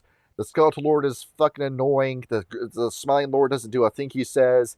The Ashen Lady's a nutcase. The only person he can really rely on is Lady of Fate. Well, this is going down. And what happens is that the first deaths of World War II happen, the working to death deaths. What does that entail? You died of working to death. Is that a violent death? If so, you belong to the Grim Legion. Did you get sick from working? Then it's the Skeletal Legion. Did you die of a workplace accident? Then it would be the Emerald Legion. How old were you when you died? You go to the Iron Legion. Is it a combination of the four? You died a violent death from an accident while sick and you were old. What legion do we put And then they you started, in? there were more of them, and then more of them, until eventually, like within 1 year, the amount of wraiths that popped up, more than the last 20 years combined. It is at the point, Kyle, where we've gone over just the numbers of the Emerald Legion. The Reapers who deal with their calls and harvests them, tells them what to do. They were flooded. And a lot of them woke up as specters because of the shit show that they experienced as they died. Yeah, the Grim Legionnaires outnumbered the Emerald Legionnaires. There were more soldiers than there were bureaucrats filing all this paperwork. And because it's Stygia, you gotta go through the office, you gotta go through like this, because Karen says you and I gotta believe do it this like is when that. they replaced the Emerald Lord, because this guy was worthless. Oh yeah, this guy was a piece of shit. They finally replaced him with the guy who stuck a whalebone up his ass and then died from that, and he became the new Emerald Lord. But oh no, yeah, that's an actual method, by the way, of curing urethral problems. Yeah, he didn't have any toilet paper, so you use basically the baleen of a whale, and it's very similar to the brush they use to clean up blockages in your urethra. Ew. I mean, yeah, that makes sense, but ew. After the all, dude, if you're wondering, the dude, technically he should have joined the Skeletal Legion, the ones who died of disease, because it was an infection from it. And I will load that, Kyle. Do you know that 1 in every 10 Americans owns a poop stick? I beg. What? You take too big of a shit and you have to chop it up with the poop stick. No, the poop knife. It's the poop stick. It's called a poop knife, Johnny. It's either a knife or a stick. Anyway, back to anyway, we need to talk about Ghost Godzilla. Yeah, when shit hits the fan, what goes on during this time is that we've got so many specters on the waiting line that a lot of these specters are just walking out of line and don't ever come back. While everybody's trying to figure out where these raids are going, they're going off to other necropoli they're forming around this time, and they form their own little heretic unions. Or they walk right into Oblivion and never come out as themselves. Oh, and a bunch of nihils are forming too, by the way. Absolutely. This like spawning pools for specters is what those are, in layman's terms. And now you've got all these specters going around, and it's the first Great Maelstrom all over again. You have so many broken, fucked up Wraiths coming in that they're turning to the forces of Oblivion because they don't know what it is. It's lying to them, saying that it's on their side, and then they fall to it, become specters, and then those specters begin to swarm Stygia around this time. You've got so many of these guys come after him at once, and along with that, you've got Garul, who's finally introducing Well, himself what to the happens story. is, at the end, Sharon's temper is about to explode. Yes, And it finalizes with the atomic bombings, which unchains the last thing holding his shadow deep in the abyss where it belonged. Yeah. Well, what eventually happens at the overall culmination of stress with him finding the Jade Emperor, all this massive refugee All crisis. of the Dybbuk, which are the specific term for wraiths that were killed during the Shoah, are Dybbuk, for those curious. And speaking of those Dybbuk, the Smiling Lord and the Skeletal Lord had a soft civil war with each other over who gets to own them, because the Skeletal Lord's need for control, and the Smiling Lord being himself, resulted in the two of them fighting over the Dybbuk to the point where they were hiring assassins to kill each other's reapers. On top of that, the Dybbuk themselves staged a revolt because they didn't want to be a part of any of because the people sending in to reap them, these were the same sort of people that basically didn't give a shit about them before they were put in the camps. It got to the point where it was so mismanaged that the ferryman looked over at Sharon and said, look, you either listen to these people and you make unlife livable for them, or we're rebelling against you and we're overthrowing you. We don't give a fuck about our history with you. And That's how bad Charon it did got. what? Well, it gets funnier because he then has an emotional crash out. Garul rises and rampages its way through the Jade Kingdoms because basically it's his frustration culminating in one point to just fuck over the Jade Emperor. And the Jade Emperor turns around and says, what the fuck is that? And then behold, 2 little bombs drop in Japan. And then the boom. maelstrom starts and just millions of souls are eviscerated in an instant.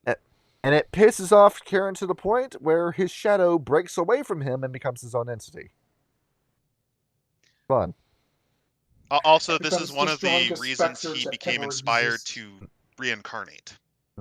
This is the strongest specter out there. And yeah, of course, it became key to Sharon choosing to reincarnate. I'm forgetting what human name he chose for himself, and we should probably keep that hidden until we do a Times of Judgment episode on that. But either way, that shadow would then go on to combine forces with Garul, which will eventually lead to the fucking shit show that was The Week of Nightmares, but that's a story for another time. We really do need to do just a full episode about The Week of Nightmares. We've covered it extensively in Clan Book Ravnos, but I still think it'd be interesting. I mean, if you want to add that to the schedule, we can. We could. Well, the thing is, that'd be kind of difficult. Probably a 1999 video. Yeah, just the year 1999 in World of Darkness. That's true. Yes, that year's That's probably cursed. a good choice. And so what's going on here? We've got Karen, whose dark side has run away from him. The Smiling Lord dies and is replaced with his own by another guy. Because he actually tried to overthrow him, I think, in World War One. He was reformatted multiple times, yeah. This is not the same Smiling Lord. It's just every time the Smiling Lord just becomes another Smiling Lord. He got overthrown during World War One. He got overthrown after World War Two. It's a new guy every time who acts just like the last guy, coincidentally enough.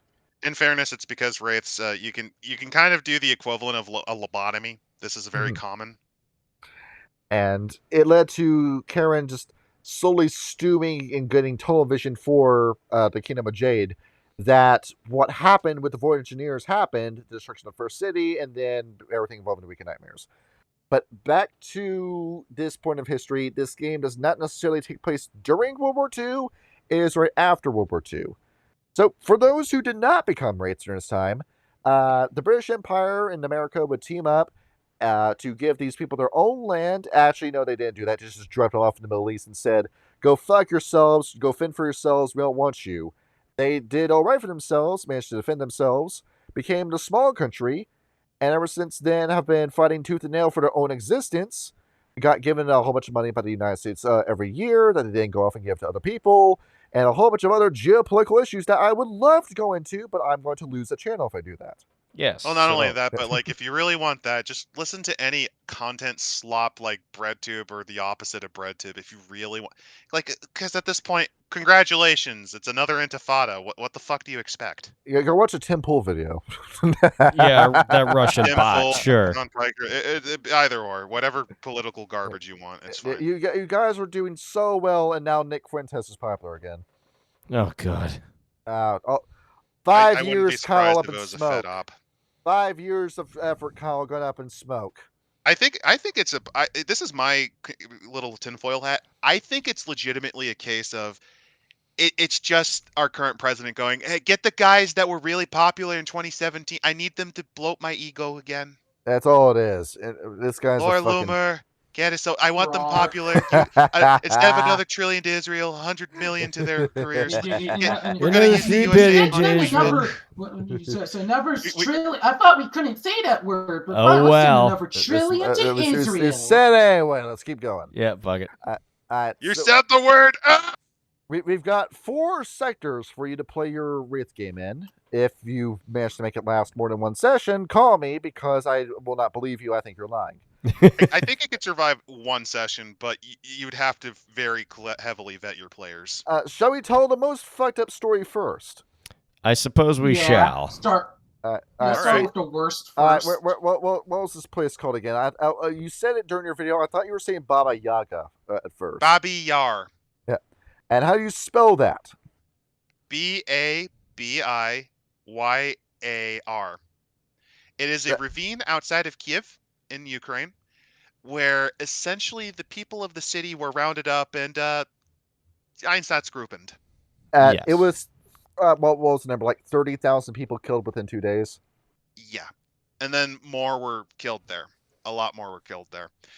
And then they tried to dispose of the evidence because the only thing that was this place was known for originally was there was an old Orthodox church there, as well as a Jewish synagogue and cemetery. They used the tombstones of the Jewish cemetery to destroy the bones to try to hide the evidence as the Russians were advancing towards them. And they used the members of another concentration camp to do it, and then they killed them for and their then efforts. killed them, yes. And only 15 people survived, 25 people ran, 10 of those were shot, 15 people lived to tell the tale. And what happened was they revealed it, and what the Soviets chose to do was, because the way they interpret it was, we all struggled and we all died in the Great Patriotic War. So they made it a war memorial to everyone who died, and not actual people who If I died told there. that story outside of context of World War II, you would think it came from Warhammer 40k, wouldn't you? It's that type shit. It's so grim and dark of a story that you wouldn't believe it happened, but no, it did. By the way, the cover for Babi Yar, there is a portmanteau of 2 very iconic. Because here's the other fucked up thing: the Einsatzgruppen took photos of their progress, and for this picture, it is the last Jew of Lithuania. I think it's like a Vilnius, and then just a very classic one of an Einsatzgruppen member about to murder a wife and child with his rifle. We're going into it, Kyle. Sending It's you the dark. image as I It is speak. dark as fuck. Yeah, there it is. Oh my god. That actually is one of the most powerful images in this book. And these 2 Can were I even actually put that up on the screen? We can. I think I have to. Yeah. Oh. This is a Oh my portmanteau God, of my 2 skin's different crawling. photos taken by the death squads. And we went over to and just had a wonderful time committing an unspeakable atrocity. Just took a little family photo. I'm gonna hang down my nightstand. Yeah, Oh my good lord. and these people went to sleep after this happened. I don't think they did, in all honesty.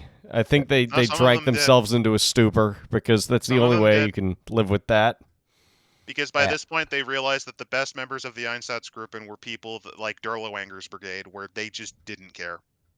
As for the context of what this is in Wraith, it is a massive fucking Nile. It is a spawn pit where it just spews specters. Or Forever. an entire unit of Soviet soldiers who basically, they were from the region of Kiev, who were all killed in the opening stages of Barbarossa.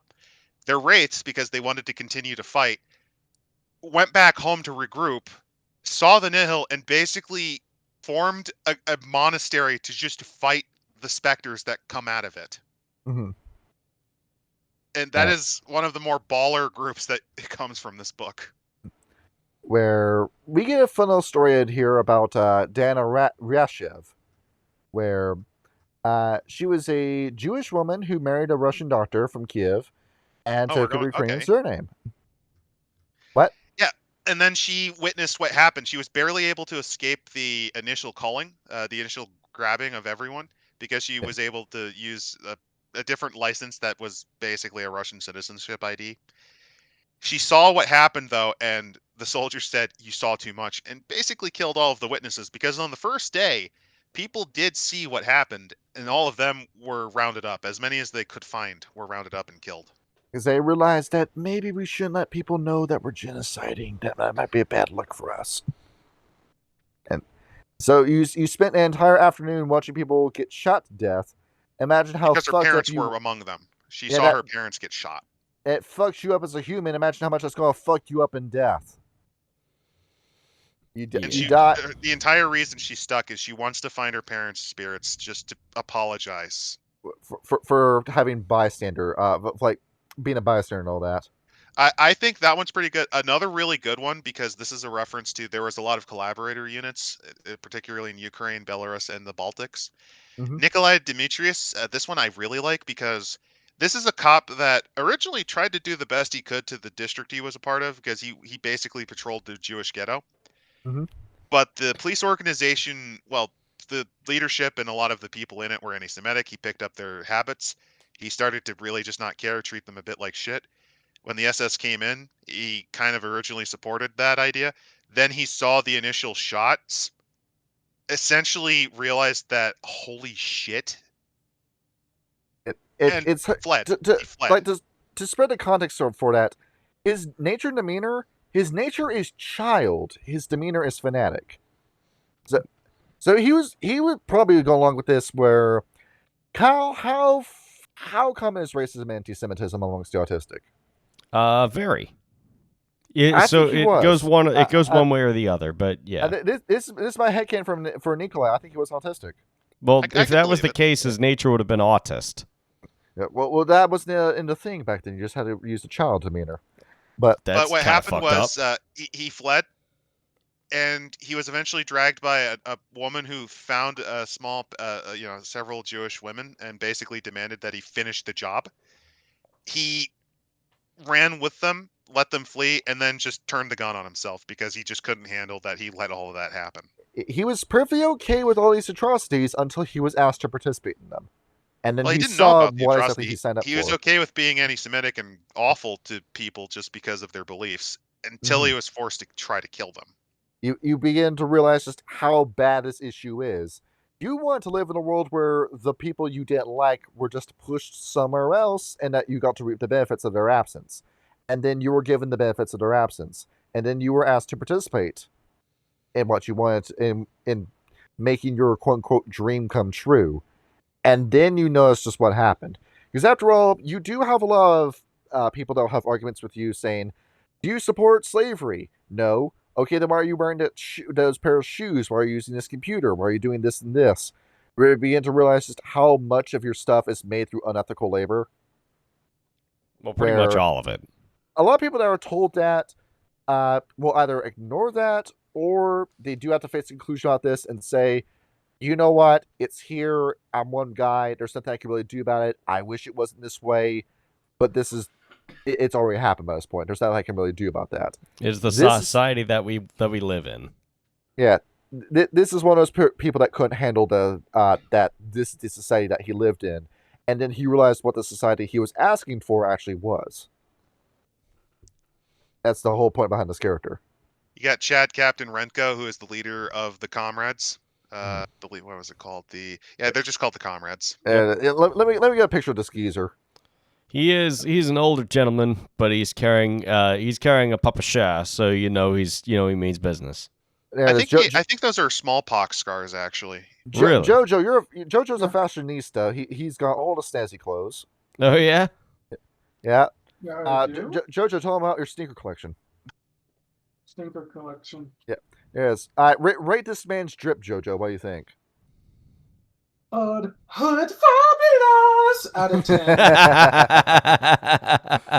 But yeah, basically, this dude was a kid during the Russian Revolution. His family fought alongside the Soviet army. He joined it to do proud. Died on the first day of Barbarossa. Absolutely. It's a good day to die, man.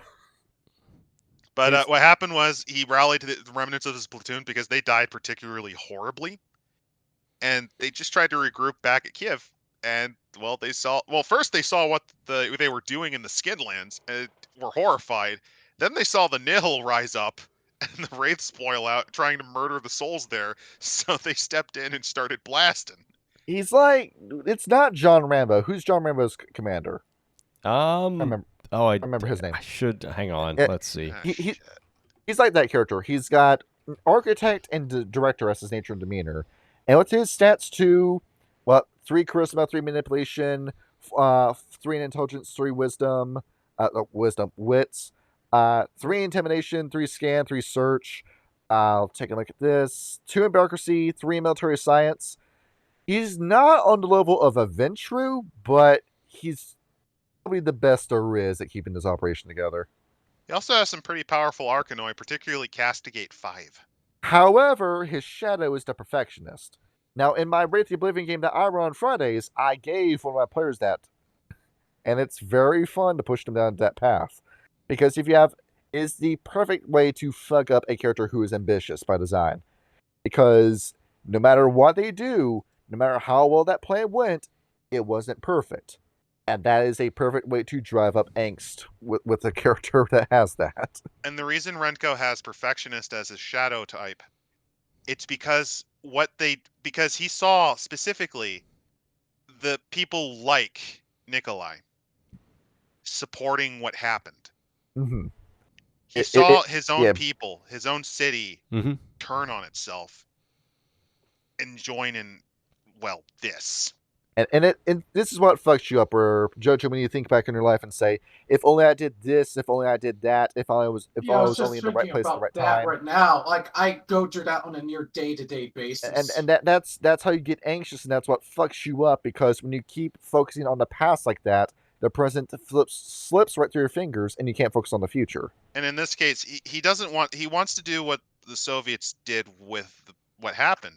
He wants to erase that it was the people of Kiev who castigated them out. And from a story perspective, erase the stain. From a story perspective, this guy would be a good character in another Wraith game, because he's a guy that wants to be the leader, wants to be the driving force that's going to defend you from these specters, but he's doomed because of just who he is as a person. It's not going to work. See what I mean? Where I think this book, it does a lot of good material, but you can't really run a chronicle perfect. Yeah, because it kind of sees that there's so many good points in this. Kyle, it's the same as, this is going to be like a fucking silly ass analogy, but this is what popped in my mind. It's like going on X or Twitter, Blue Sky if you so choose, and then you see an artist who has a really good picture. It looks really good, and then you click on his account, and then you find out that he is a guy from Fur Fantasy who's drawing porn. Yeah, basically. It's the same as that. You have such talent, and it went to this. Yep. Yeah. And who else is here? Marta Karinska. Okay, this is one of the few times you can really just bully the shit out of this book. So the art that they used for her, that's a tracing of Anne Frank. That's a tracing of Anne Frank, just with more teeth. Fucked. Wait a second. Oh, There's the one I no was way. thinking about. That's a tracing of Anne Frank. What the you fucking cooked her? That is so oh here's my the thing. God. She's not a Jewish woman. She is a bitter Ukrainian farm lady whose drunken lout of a husband basically forced her to struggle. And she loathed the Jews because she struggled to get anything from their market. So she believed they were hoarding the wealth for themselves. Her bitterness basically made her want them to suffer as she had. And when the Einsatzgruppen showed up, she was like, "Oh yeah, finally my time. Kill these fucking parasites." And she showed no remorse or regret about any of this. Nature, even afterwards. Nature monster, demeanor conniver. Cast Nefrak. Manipulation 5. Oh my god. By the way, she hates Nikolai because specifically, she's the one who tried to rat out those Jewish women that he saved. Yeah. And see, take a look at this. Also, she very quickly became a wraith. Yeah, no Spectre. kidding. Notice that she has no shadow archetype listed because she is one. Her psyche, though, she has a psyche because when you have a specter, instead of the shadow, you get psyche, and hers is the confessor. Yeah, well, she'll just come out and I'll tell you all the terrible stuff she's done.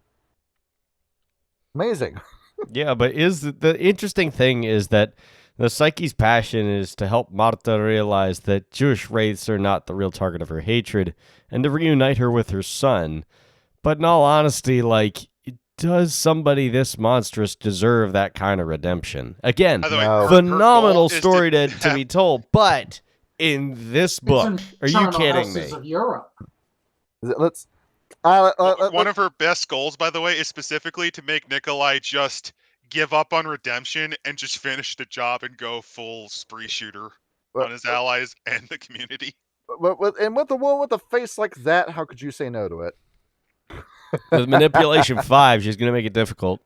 Shall we talk about? Let's go off of this. Very quickly, Melky was one of the people that was responsible for disposing of the bodies. He was then killed very quickly.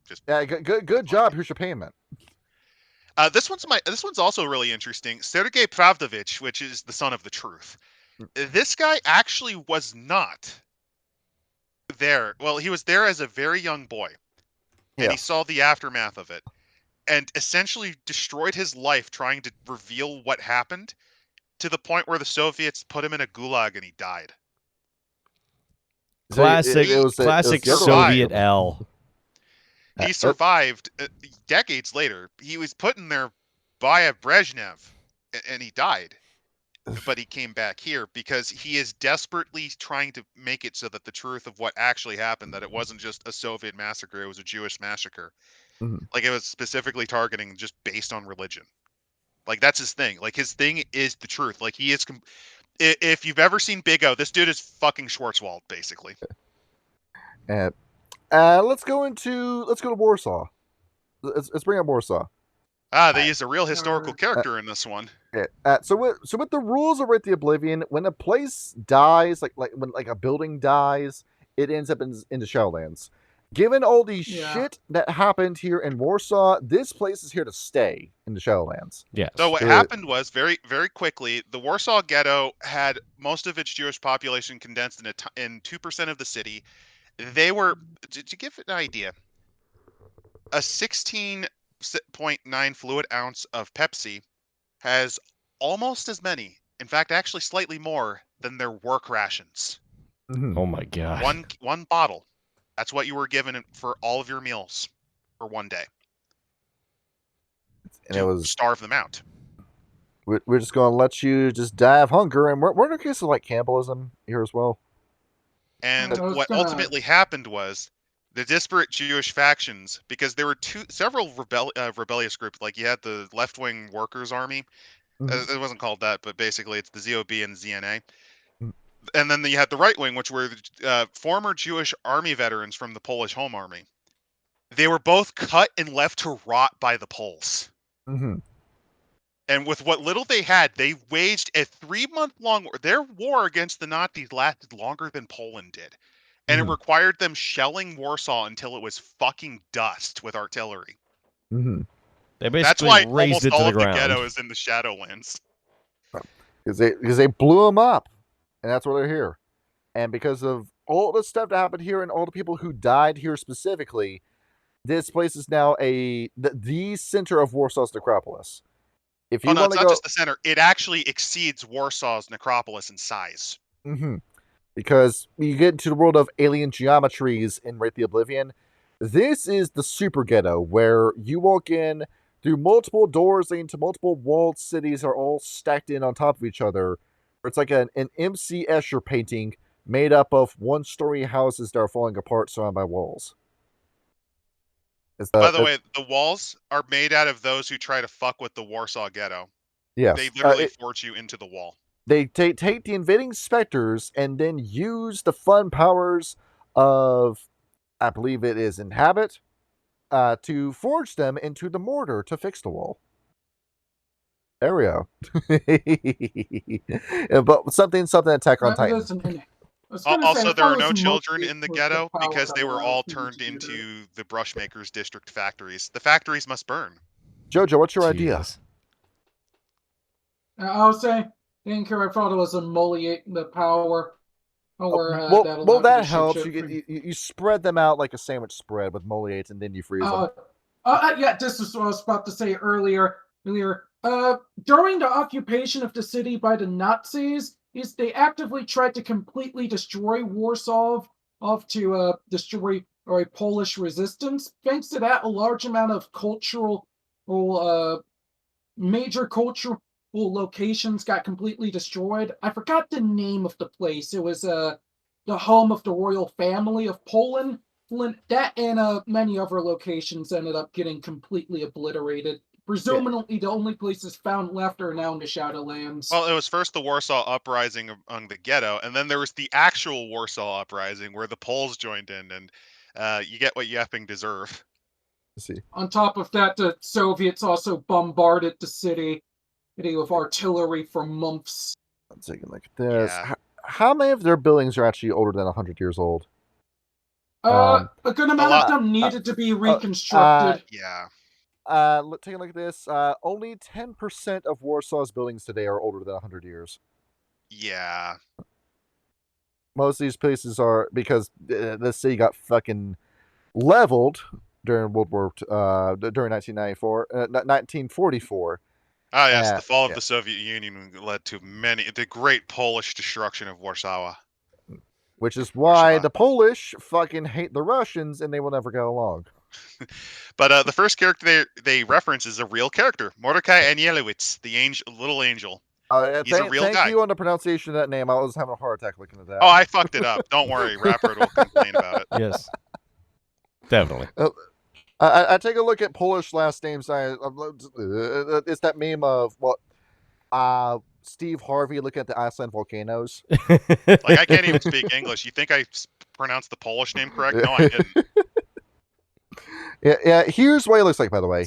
23-year-old man who led a little guerrilla resistance army who managed to become a war hero in pushing back Nazi Germany. Yeah, he did. He retook neighborhoods. Also, he did this with things like pipe guns and starving on 200 calories.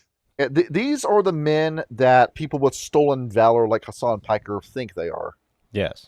His stats are insane, and they even highlight, if it sounds fucking nuts, this is because history bears them out.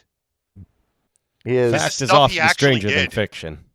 This is a full-on boss stab like I'm pulling out for you, Kyle. Oh yeah, this guy's a unit. Oh yeah, you see it on your page. Strength 4, Dex 5, Stamina 5, Charisma 5, Manipulation 4, Appearance 4, Perception 4, Intelligence 4, Wits 5, Dodge 5, Brawl 4, Leadership 4, Melee 3, Stealth 5, Law 2, Occult 2. Willpower 10, Pathos 10, Corpus 10. What we'd like to point out is Outrage 5 and Pandemonium 5, so this guy will just fuck you up in a fight. Oh yeah. The reason he's this insane, basically during the last week of his life, he stayed up every fucking day and was found basically anytime they thought, oh, he was dead, he popped up in another fucking block of the city. Like, he fought in his last week, I think, for over 100 hours straight with no sleep. And to really put into perspective as to what that looks like in practice, with Outrage, that is your 1v1 me bro power. But Pandemonium, it's good for warping the environment, but there's another power you can do with it that gives you passive poison damage every turn to one of your opponents. So he combines... Also, when they shelled Warsaw, they would hide in the sewers. They had little bunkhouses they made, too. So when you fight this guy, he's fighting you with both passive and active sources of damage, and then he can just pop out and disappear while you're fighting him. It's fun. Yes, indeed. It's fun and his shadow, by the way, is Martyr. Meaning this guy has very little regard for his own survival and will just throw his hand on the blades to make sure that his people survive. He led from the front specifically. Yes. Yeah, he's more concerned with you surviving than his own survival. He is a true war hero. Granted, with that kind of martyrdom aspect to him, his days are numbered. He's just like Renko. He's doomed because of his own nature. You say that, but by comparison, look at his pathos versus angst. Yeah, he's still around because of just what his stats look like. Yes. Yeah. He's literally too good to die. And then you have his 17-year-old. You know that This trope is the of, lolly you were thinking of. let- Basically, she was the first person to die in the uprising. Not really, like no one knows. But her entire personality is she wants to get fucked by Mordecai. I'll tell you what it was. So Jonathan Black was looking through all these different books for reference, and he found a book called Les Mis. This is just me making this up, by the way. And there was one character in here called Epony, where he looked at her and said, I'll put you in my game. And that's basically what she is. She's Epony from Les Mis. It's a trope of, I am the unrequited love interest. I love the hero, but he doesn't love me, and that's going to either drive me to my death or to my villainy. And that's the character, essentially.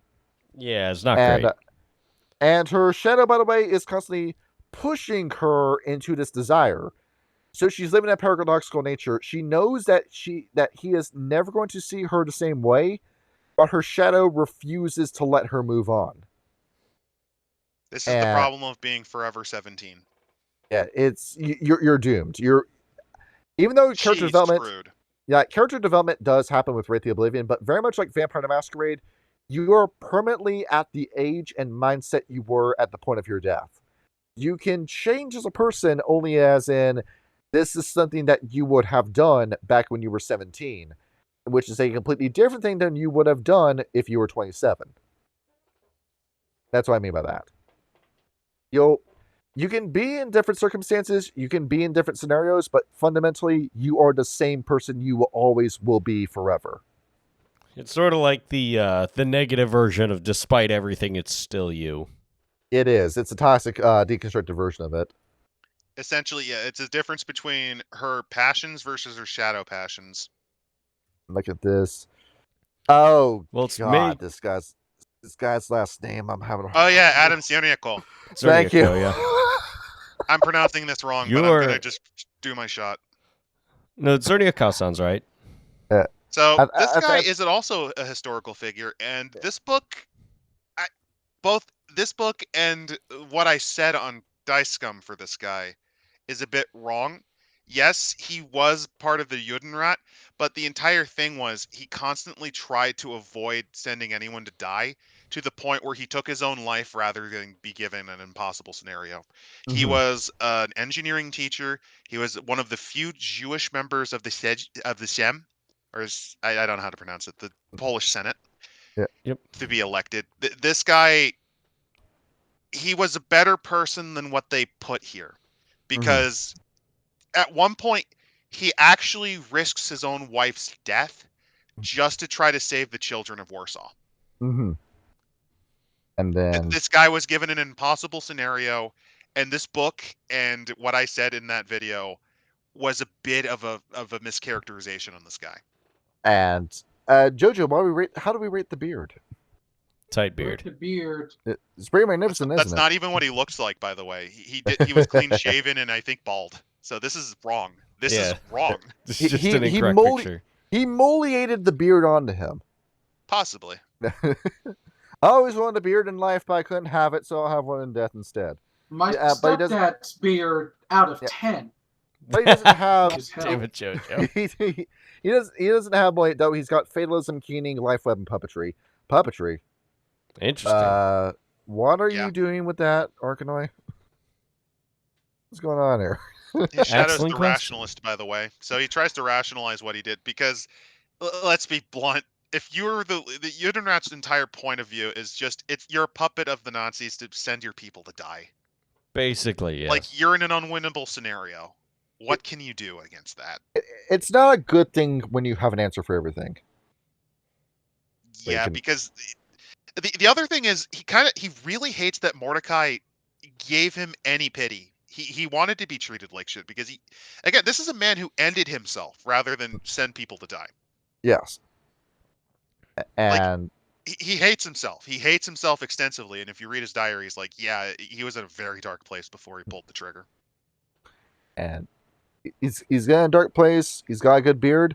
Not as good of a beard as this guy, though. Oh, this guy is so going to accidentally summon some Earthborn or Hey-o! something to get killed. Rabbi Zisha Friedman. Is his whole thing that Kyle, you played Wolfenstein, the New Colossus, and the New Order. Yes. You remember Set Roth? Yes. So this is him at Set Roth. I mean, I don't It's know who it- about that. He is a You know, heretic. By the way, he is a heretic, and he's trying to essentially do some form of ritual. His whole character is I am very Jewish, and that's what you can summarize his character as. He is Yeah, a because rabbi, Aladdin so rabbis. Yeah, One of the cool things is they don't even use God's full name when they talk about his background. It's G-D. yes, in Hasidic Orthodox Jewish faiths, it's seen as heretical to spell God's name out in totality. Other titles that are very commonly used include El, Adonai, Yes. Yehovah. Well, A lot of Jewish Yod-Heh, prayers Vod-Heh. begin with the phrase Baruch atah Adonai. And his whole thing is that he looks like a rabbi because he is a rabbi. His main passion is preserving the Jewish faith beyond the shroud. He converts ghosts to Judaism. Well, he doesn't convert them. Essentially, he's trying to essentially deal with the fact that technically they're dead. And he's not in heaven, so he's still separated from God, so he's got to keep this going. I was gonna Also, say he here, in is the heretic. Orthodox Judaism, doesn't a form of being a ghost exist? Or at least that's where it originates from in I think. Abrahamic faith. I do not know for that sounds certain, right. sadly. But Friedman himself has made contact with several mysterious but obviously learned wraith of an occult bent. One has only hope that a study that he avoids the clutch of the Malfians. So, yeah, he's going to take his cult and they're going to get bodied by the Malfians. It's gonna be great. And with that, Shadow being the martyr as well, yeah, he's fucked. He's totally going to bring them. He's totally going to make them meat puppets of the demons. If this was the Council movie, this is the mentor who dies to motivate the hero. No, this is the guy who dies accidentally summoning fucking Malfians into Warsaw. He's going to cast a spell, and then Garul himself appears and smashes him with a giant fist. Garul with a yarmulke. Yeah. Garul with a yarmulke and a kippa. Oh man. Eating a giant monster-sized bowl of gefilte fish. Yes. I'm actually not a fan of gefilte. Like, well, yeah, it's terrible. No. Shall we do the Latkes epic? though slap. Latkes are slap. amazing. A little sock cream on there. Beautiful. Shall we do the epic Rush Hour 2 reference now? I beg your pardon? During the bloopers reel, there was a line that Chris Tucker was supposed to say on the plane where he's going, "Is this the kosher meal? Yeah, it's a kosher meal. What's the name of it?" And I had to go through gefilte fish, and they went through the take 10 times, and he still could not remember what the dish was called. Oh man. So he just scratched it from the movie entirely. Also, some other interesting facts. Some of the first chippy shops in the United Kingdom were run by Jews. Interesting. Essentially because the fish would keep better if fried like that, and you could just eat it on Shabbat without actually having to cook. They now own coffee shops in New York. Very fun. All right, let's go ahead. Here's the portion of the episode where we cross the line, Kyle. We're talking about Auschwitz. Oh boy. Oh boy. This is where we get canceled. You don't have the stones to put that picture on screen. God. But No, I'm not putting that picture on the screen. No dick, no balls, no tip, no, only tip, no shaft. I'm not putting that on screen. No. I'll read happy it out for Hanukkah, everyone. motherfuckers. You know what kind of I hate all of you. I know what Fuck kind of you trend guys. this is. They said, now I have the better voice for it. You know what kind of trend this is. Fuck's sake, man. We get to hang out with Uncle Auschwitz. Okay, let's find out what he's been up to. This episode sucks. God. The episode sucks because we're talking about your people. This is one of the rough parts of the book because they go hardcore in everything that happened here. Oh my god. Like the perfection of slaughter. Like it is this section. If it means anything, It's the Kyle, heaviest part of this book. Right, we gotta go into this with smiles because we got some nasty statistics to go into. Oh my god. Means anything, to Kyle. quote Ro- to quote I went ahead and Rabbit, traumatized more sometimes laugh Jewish is the people only by thing we showing have, them this and we're book. gonna need this is for this crazy fucking nuts. part of the book. I need to go get a Jojo, what- fucking drink. This sucks. Well, Jojo, wasn't there a statistic in this book where it's like 1 in every 500 kids walked out of Auschwitz or something like that? No, Something actually, along it was those lower than that. lines. Lower than that. The reason being that children, unless you were under a certain age, they were actually, if you were, I think it's you had to be over a certain age, or they just would just kill you. They just dash your head on the fucking wall. Mm-hmm. It wasn't like Sophie's Choice. Basically, the boy in the striped pajamas was a fucking lie. That kid would have been dead. Oh, of course, I mean, it was Oscar bait from the get-go. I actually did Well, no, the read. book. Well, The no, book I was a read the lie. book that it was based off of, and it was likewise just a really depressing would've- read. That kid would have been dead. Like it should have been a little German boy talking to a ghost because the kid was killed like literally the first day there. It would have won even more Oscars if it did that. It's like The Sixth Sense, but depressing.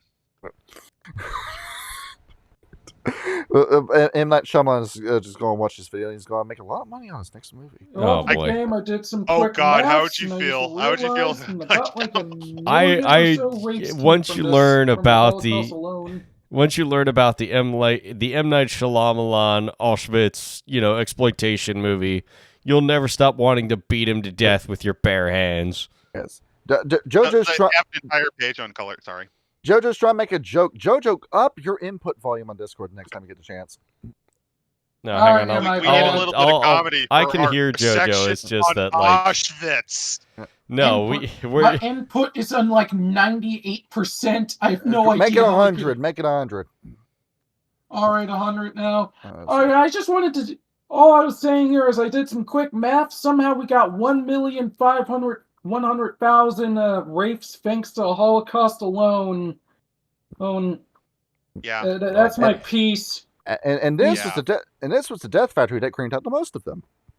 Well, Treblinka Yes. also was in competition. And there was And there was by the an entire way, that's working off of the perspective that's only 1 in 10 people that become Wraiths. It could have been far more because of how bad this was. yeah, this was a killing factory that went on for 5 terrible years until the Soviets came in and kicked the doors down. Oh, here's a lovely quote. You know how White Wolf books usually have a quote. Here's a good quote. Na, gib ihnen schon du fressen. All right, give them something to chew on. The commander of the fucking camp giving the extermination order. oh my god. That was it. Now that's a little fun quote you get. Usually with Wraith the Oblivion, you just get alternative rock lyrics, but instead you get this. Welcome to our celebration of Hanukkah.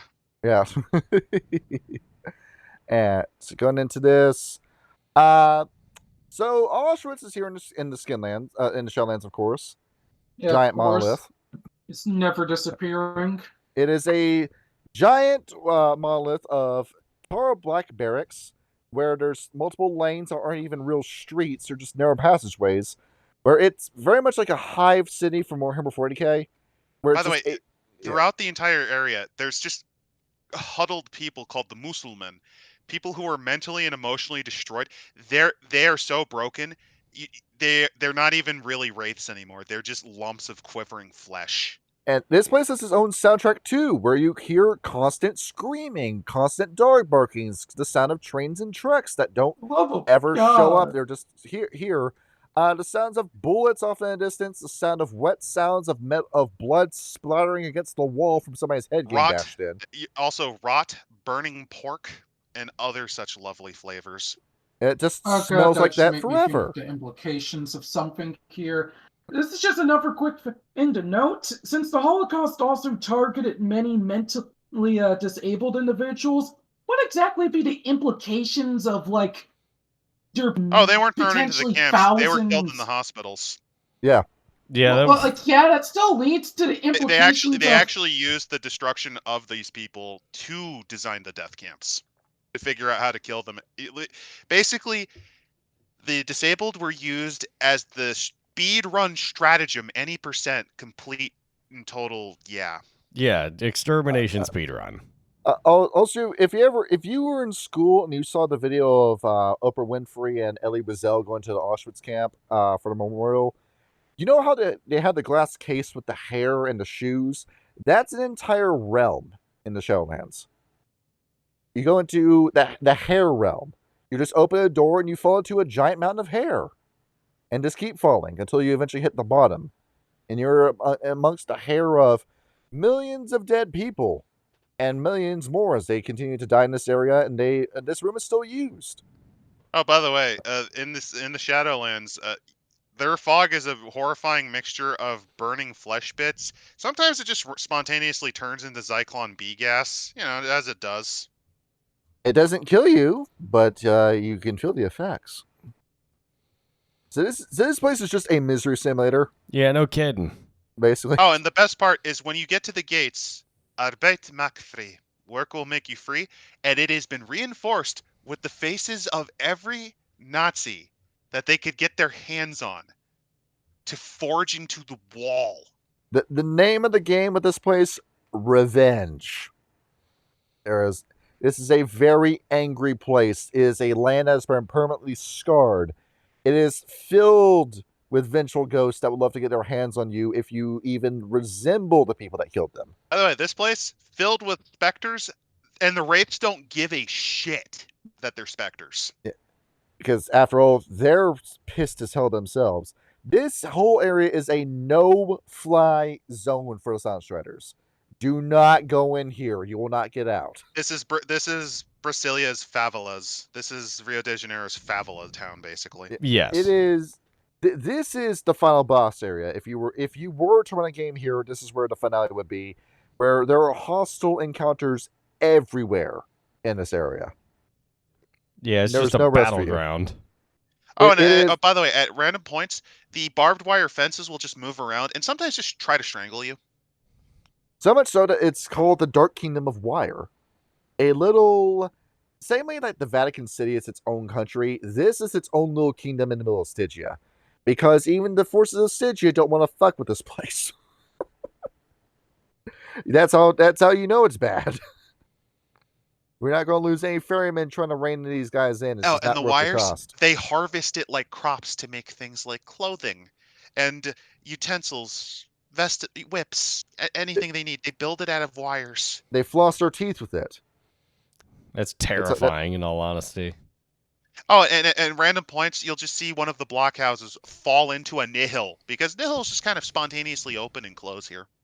And if you want to know what the people in here look like, Kyle, have you played Silent Hill 3? I have not. Actually, I've never played any Silent Hill games. No, you played 2 at my house. Very briefly, yes. Now you notice that with the design philosophy of 2, that a lot of the creatures are more sickly looking, kind of more of like a death motif to them. In 3, it's out and out body horror with the way they're designed. A lot of them have very grotesque proportions. They look like somebody soaked them in water, squeezed them, and then just threw them out into the world. That's what they look like here, along with a lot of barbed wire wrapped around their bodies and used as weapons. And Oh, by the way, there's also a pit called Sheol because it's that deep into the abyss. Yes, you might just end up in Oblivion if you just jump down this hole. Jesus. So do not go into this place because the most disgusting wraiths you've ever seen in your life, who have no chill, will wrap their barbed wire around you, drag you into this tower, and then you are never seen again. This is the more like horrific from a more conventional sense when it comes to this book. Is this sounds like a waking nightmare.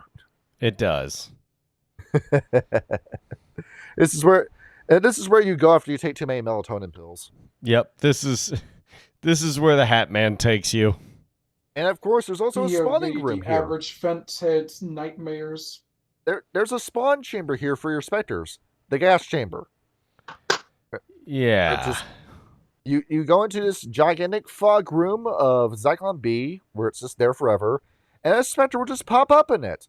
And that's your encounter for the evening. And like every Nile, it doesn't turn off. So the bodies hit the floor here 24/7. Yes. You can imagine how many people are going through harrowings and they're going into their own little black bug rooms. There are a lot of people dropping out of the server, so to speak, and ending up in the labyrinth. This is where you go to die, just to really drive that point home. Along with other places like the House of Dolls, or all the little kids that didn't get to take their toys into the grave with them, and have a little like doll house filled with all their dolls and all their toys. The King's Ditch sounds fun. Where, let me read this. During maelstroms and shoal upheavals, the canal often heaves itself bodily from its banks, twisting and writhing like a great warrior python. It is a ditch that will move and bring itself out of the ground like a snake and just moves around. Also terrifying. Imagine what that looks like. Yeah, it's basically a living tempest. And then they skipped Auschwitz 2 and made Auschwitz 3. A little camp filled with artificers who turn you into wire once they catch you. Jesus. And as to whether or not you... Yep. And they did not necessarily specify whether or not you're conscious after they do that. Sometimes you are. Like, that's the thing. Sometimes you're still semi-aware when you're forged. Let's pray that Samuel Haight knows what's happening to him. And there's also a little section here about death marks, where I'm just going to let you take the idea and run with it. Just imagine what the death marks look like here. So death marks, essentially, what happens are when you die, sometimes it's reflected on your corpus. And with all the fun deaths that happen here, you can imagine just how creepy this is. A lot of the Wraith look like specters, particularly Nephrax. Yeah, so you cannot specify the good people from the bad people when you enter this place too. If they don't immediately kill you, then I guess they're okay. Well, they might just attack you just because they have that much anger in their heart. Yep. I'd be pissed off also, too. There's a variety of gangs. Also, there's a unique 4-point flaw that happens if your character comes from here, where you are hungry forever. You just have that feeling, and it never goes away. Well, I mean, typically, I imagine, most of them died of starvation before they even got there, so... Well, just imagine that you're like this forever now. What torment that will bring upon you. That would just be mind-crushing insanity. Yes. You see why a lot of Wraiths will, upon their deaths, the first thing they think is that they're in hell. They won't believe you if they tell you about the Skinlands and the Shadowlands. Let's talk about the actual pig, Shlomo Fixa. Hang on, where are you looking? I am on page 120. Oh shit, yeah. Work boss of the 12th Sonder Commando. Yeah. Yes. Shlomo Fixa. Is it? No one in the 12th knew much about him. He held himself in somewhat high regard. He was Hungarian. He was a very strong man. Fixa never spoke much. He was just like a company guy who was just going to do his job. And then things went wrong in October 1944. The revolt of Crimea that's the fourth, right? Fourth. Started earlier than planned, triggering the suspicion of the SS. The men at Crimea 2 heard explosions and shots and couldn't escape in time. They got around Fixa saying, "Hey man, what's going to go on here?" He said, "I don't know." They all hold together with their guards. The guard was not so easily cowed as were Saunders' men. Saunders' men came in. They didn't like Fixa. They had a whole argument with each other, resulting in this SS man smashing his cane over his capo's head, and with his force smashing his head against the wall. And essentially, they're all surrounded. Everything's going to shit. There's this massive ass brawl, and then Fixa might have died. He did kill a couple of SS men somehow. I don't know how, because his skull is hinted to be completely shattered. Yep. I'm sorry. That makes no sense. It seems he had a shiv, I think, hidden on him somewhere. Yeah, I don't know how he survived long enough to do like half of this shit. With an open head wound is how. He probably had a little bit of just blind rage before he just blacked out and died. Yeah, and then with all that blood, all that adrenaline left his system. Oh, it didn't crack his skull. I thought it did. Okay, that makes more sense. Well, he's got a broken skull as part of his death marks. Oh, then no, that makes no fucking sense. Okay. Yes, adrenaline is this guy a hell makes of a no drug. sense. Yeah, it is. So he's open head wound to Harry. He's got survivor as his nature, curmudgeon as his demeanor. He's a cranky old man who hates everyone and everything, with a willpower score of 9, a pathos score of 10, and his craziest Arcanoi is outrage at 5. And Moliate at 4. So why don't you just fix your fucking skull, you idiot? Oh, also, the very first thing he did when he died and came to the Shadowlands, he found his guards that he killed. They instantly became Mortrites, because sometimes when you die and become a Wraith, you just instantly you go right into Oblivion immediately. Like, you're not even, like, even in your call. Mm-hmm. And so he's going around He here. threw them into the ovens, by the way. Oh, wow. And now he's here as just playing Black Ops Zombies on survival by himself forever now. He's just going around Warsaw in Auschwitz, fighting for his life every day. That's the fun thing about him. Fetch me their souls. That's him every day. He's on round 900 at this Yes. point. As for his shadow, by the way, monster. You know how they say, beware the quiet ones? That's him. Because this man fought tooth and nail and killed a lot of people when shit hit the fan. And you might be thinking, well, how did the guy that sweet and innocent do all that? Well, it's because he was capable of it the entire time. There was just no reason for that monster to come out until that day. He was always capable of this. You just didn't know he was. It's the fun part about you. Find the demon within you. Indeed. And let's talk... What? Well, Good no, idea. I'm just saying. I'm just agreeing with you. Yeah. Let's talk about Rosa Roboda. Communist, Oh boy. Jew, woman, Yes. Polish. Who looks like she's been twisted in like you would a towel. Yes. Let's see. Her head don't turn the right way, sir. She was hanged until dead. Yep. Which is why she looks like that. Yeah, it And- makes sense. Where she's over here and she says, I might be dead, but the Soviet dream is not dead. And her love of communism is what keeps her around. Well, actually, no. That's the reason she's about to fall. Because look, pathos and angst are even. Yeah, Because check she that saw out. what the Soviets did. Yep. 9 levels of angst, Kyle. So she is a death sentence basically. And her shadow, the abuser. She says, "Oh, this is what my fellow communists is like. Don't mind if I do. When in Rome, do as the Romans do.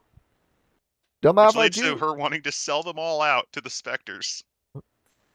Don't mind if I do. Just beat the shit out of you in order to prove my own superiority to you.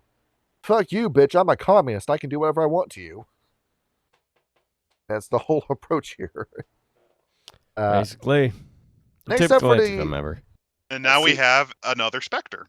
let's see, Joe. I need you to rate this man's drip again.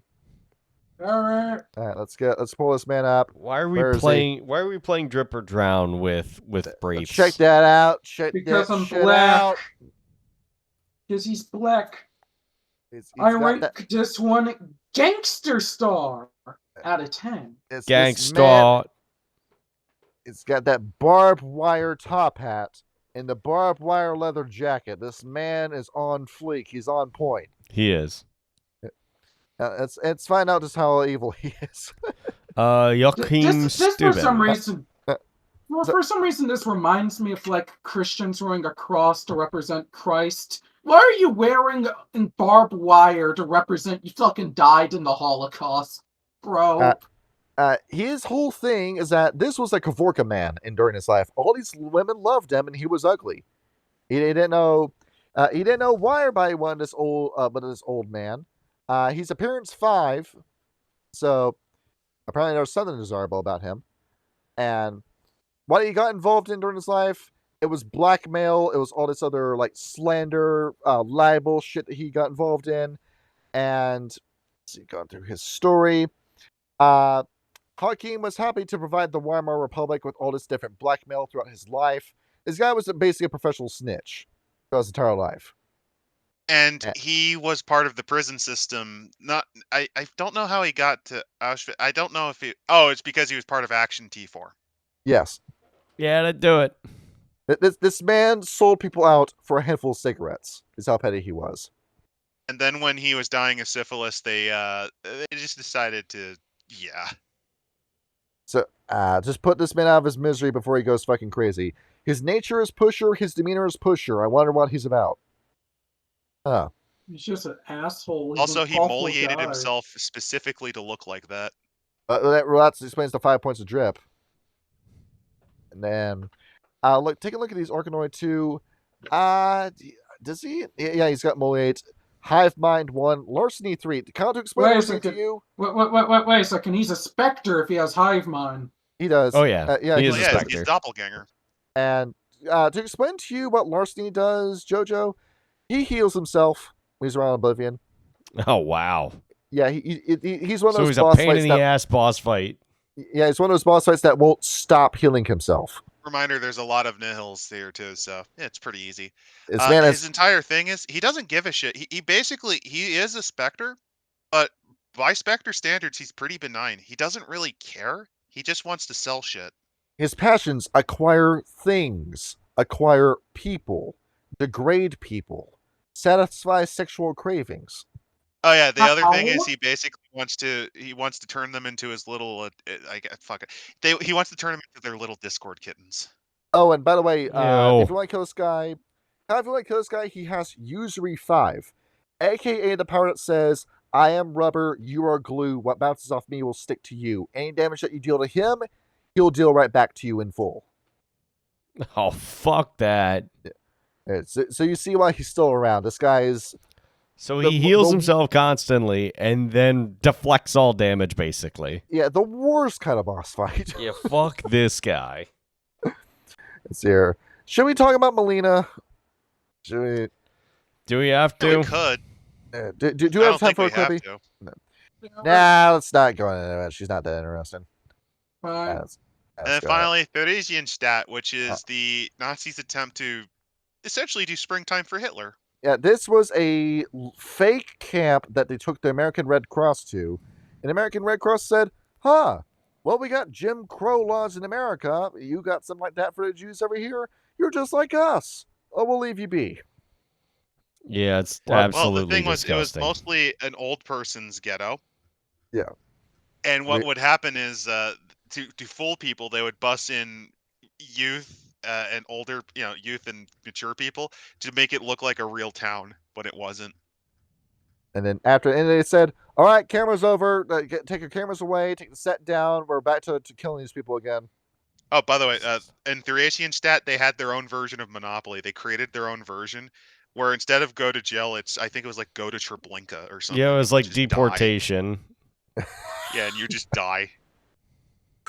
And that's it. You're out of the game. Yep. Monopoly's a lot more exciting when you can die in it. Suitably grim. And we have Also, here's the other fucked up thing. What? They would make fake art pieces as if they were made by children because there were children here originally. They were sent to other camps to be killed. Yep, not anymore. And they kept making fake art to show, no, we're fine. Look, the kids are still here. And as for how the fuck anyone fell for this, it went to show that, like, people want to say that World War II was about us going in and saving the Jews. It wasn't about that. Like maybe like the soldiers that went into the war thought they were doing this, but really it was America just a war. explicitly didn't give a fuck. It was just a war to see who can control the world first. It was either America was going to control everything, Russia was going to control everything, or Germany was going to control. The way I've always viewed it is World War II was the definition of the lesser of two evils. Because you either have Nazi Germany winning and killing everyone, or you have the previous world superpowers just enslaving everyone. And after all, Operation Paperclip happened. They got exposed for having a fake camp. You knew everything that happened to these people, but with the same kind of hospitality you treat them with, well, you were going to you say it Threinstadt, right?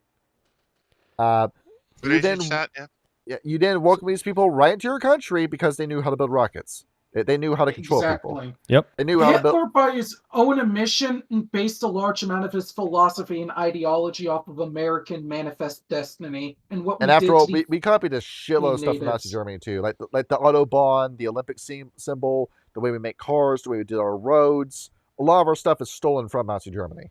Oh, the roads thing were actually a combination of stolen from France as well, because France had some of the first road paths like that. And Also, here's a lovely statistic that really hits home, and this is why this book is not something you probably bring to a player. Perhaps the most repulsive statistic is the number of children who were deported to Theresienstadt, nearly 15,000, and the number of those who survived was less than 100. Oh my yeah, god. yeah, that's the number I was thinking about. Like what, like that kind of ratio. That kind Yeah. of ratio. So this is why I was also saying too. Like you made this book, but there was no chance in hell this was going to be a successful commercial product. No chance. No, And absolutely not. and sure, it's awesome that you made this book. It's awesome that it exists. But usually this is the kind of stuff where hindsight's 2020. This would be somebody's homebrew that they then post onto DriveThruRPG or make it a Google Doc and it's free for everybody to look at. Yeah, I You wouldn't would have. not have. There's you no would not have a commercialism company. in this project whatsoever. No, especially with what the TTRPG industry looks like today, where you just make all these really cynical products just for the sake of pumping out money. Like, This one was done with passion, and that's one of the reasons I kind of respect it. Yes. yeah, because you could tell somebody put their heart into this. Because usually, like, you have an idea like this where if it's something like cringe or if it's a really bad but passionate idea, there's one guy behind it who believes he's really cooking, that has something that he wants to tell and wants the world to know about it. And yeah, I appreciate the work you put into it.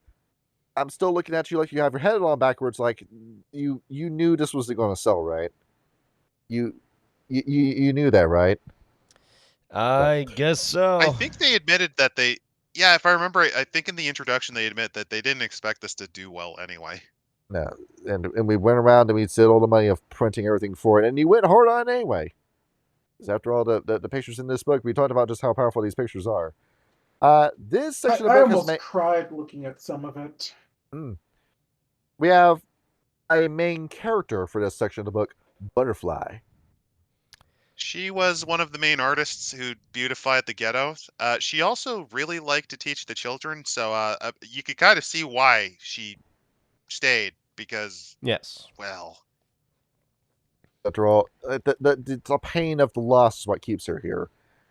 Nature visionary, demeanor loner. She lives in the ghetto circle where we should probably describe what this looks like in the Shadowlands before we go any further with that. While looking at this place, it goes into you really get a whole like history spread out here where we went over the history pretty briefly. The book goes into more detail and more statistics about how much of the lie was propped up for the American Red Cross when they did their inspection. yeah, like essentially, it's somewhat similar to what the ghetto was like before then. There is the SS barracks, which is literally a precipice into nihil. This is a low community where it looks like a suburb stuck on top of a suburb, stuck on top of a suburb, where the walls constantly emit smoke and blood. Yeah. And everything here is just burnt. The key word here is burnt. Everything's burnt black. The ground is burnt black. The walls are black. The ceiling's black because it was on fire. Essentially, what happened was, as the Nazis were losing, they attempted to destroy all evidence. Yes. Yeah. Which much like Warsaw, they razed the city to the ground. Well, it's not a city. It was a ghetto camp. Yeah, it was actually based around an old Austrian Empire fortress, if I remember right. Yeah. And speaking of which, that fortress is an isle. We have a little fort on a hill that's constantly emitting specters they have to fend off. Because that's where the SS officers and troops were stationed. They're chilling over here playing football and drinking tea while everyone else was dying a few feet away from them. But yeah, Butterfly is kind of driven by the circle itself because the ghetto is semi-sentient and she listens. She's basically a Malkavian. She's speaking to the walls, and the walls are saying, "Please draw on us with crayons and paintbrushes." And the whole thing with her is that she's trying to help make amends for what she for it's very much like Schindler from Schindler's List. I could have done more. I could have gotten more, and because I haven't, that's what's haunting me. That's why I can't move on. Yeah, I never finished watching that movie. Basically, along with that, she's trying to beautify the walls too because it's not like a joke. No, she actually is going around the walls trying to paint them and make them look pretty. Bring some color into a Wraith of Oblivion game. Yes. Hmm. It honestly is, it's very bittersweet having at least one character that's trying to make things a little bit better. Well, yeah, because her art's supposed to help Wraiths move on. Yes. And also, she's However, desperately looking for the children because, again, remember, most of them were killed. and do feel bad, Kyle, because she is married to her shadow. Oh, Her God. shadow is her abusive husband that she never had, who's in the back of her mind, telling her that nobody No one gives ever a cared fuck. about you. Nobody gives a fuck about what you're doing. You look ridiculous. Nobody actually loves you. Nobody actually gives a shit about you. Nobody's actually appreciating what you've got. And those words are just smashing it in the back of her head You do all better just damn jumping day. into Oblivion. Yeah. That's what she's got. You think Werewolf Harano is bad? No, she's got it worse. Yes. That's hell on earth for you right there, where you're just living those thoughts all the time. Because I told you, I don't want to make this about myself. I'm just going to bring it up. I told you what I was like when I was in high school, like 16, 17, 18, where the Niles and bug had fully bitten me. Kyle, there would be days where I'd be like so despairing or so angry about something that I'd feel physically sick. Yes, that's basically what she deals with all the Yes. time. Yeah, but when I'm looking at that, when I'm seeing, like, it really does hit me when I look at Butterfly, when I look at what her shadow is, and it's just those kinds of Those invasive thoughts. forever. It takes me back to that. That's not a good place to be. I look at those 3 years and I think to myself, you fucking idiot, why did you ever do what you did? You can't change the past. We can only learn from our mistakes. Yeah. Next we have Solomon Eisenfield. Imagine being a respected rabbi in the community, trying to help the little guy, and being selected as a member of the Judenrat and to speak for them, and then essentially watch as you have to sell them and basically destroy every aspect of your being Yep. and your integrity. You can imagine what a stain that will leave on your soul doing that. It's just, yeah. You were forced to become a hand puppet for the people that were killing your people, and then you were cast aside when you were done. Basically. You can see how this man became a Wraith. Very, very easily. He didn't even die in the camp because he was one of the ones deported. He died legitimately of a broken heart on the way there. Yes. It's like, I didn't really think that was serious until I started coming across like cases like of my extended family where their husbands or their wives died and then they died 2 weeks later. I didn't think that was real until I started experiencing that. But as for his stats themselves, he's very the number of the day with this man is 2 and 3. Just about every damn one of his stats is a 2 or a 3. Mainly because he was broken by the end, and he's not really been motivated to. Yeah, that makes sense. He is indeed the world's most average man.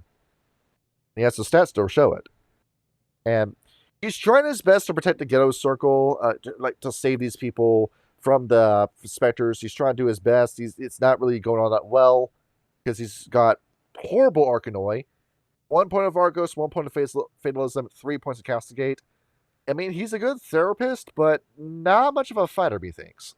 Also, the other thing is, one of the Wraiths next, the one we'll cover next, fucking hates him. For good reason. And well, actually, no, he doesn't hate him. He hates another guy even more, but he dislikes him. Most of the Wraiths dislike him because this was the guy that allegedly cared for them and then sent them up the river. Well, I mean, they were going to kill him anyway, so. And they don't see it that way. His shadow, the paranoid. Because we went over his backstory Everyone in 2 hates senses. me. Everyone clearly hates me. And because of what he did in life, why shouldn't they hate me? That's what's going through his mind. So he's looking over his shoulder all the time. Where Kyle, I remember I told you like Jordan Peterson's story about him working with people that had paranoia, personality disorders. Mm-hmm. This man is watching you like a hawk with every conversation you have with him. Anything you do, if you breathe wrong, if you wipe your nose wrong, if you adjust yourself in a way that he sees as like underhanded in a way that only makes sense to him, you've already failed your conversation. Yep. And then you're dead. It's very difficult to talk to. More like he's just going to run away from you and then just not trust you with anything, which will eventually lead to either your demise or his. Which also is a problem because he's very stubborn. Him being a geezer, after all. And then we got Dr.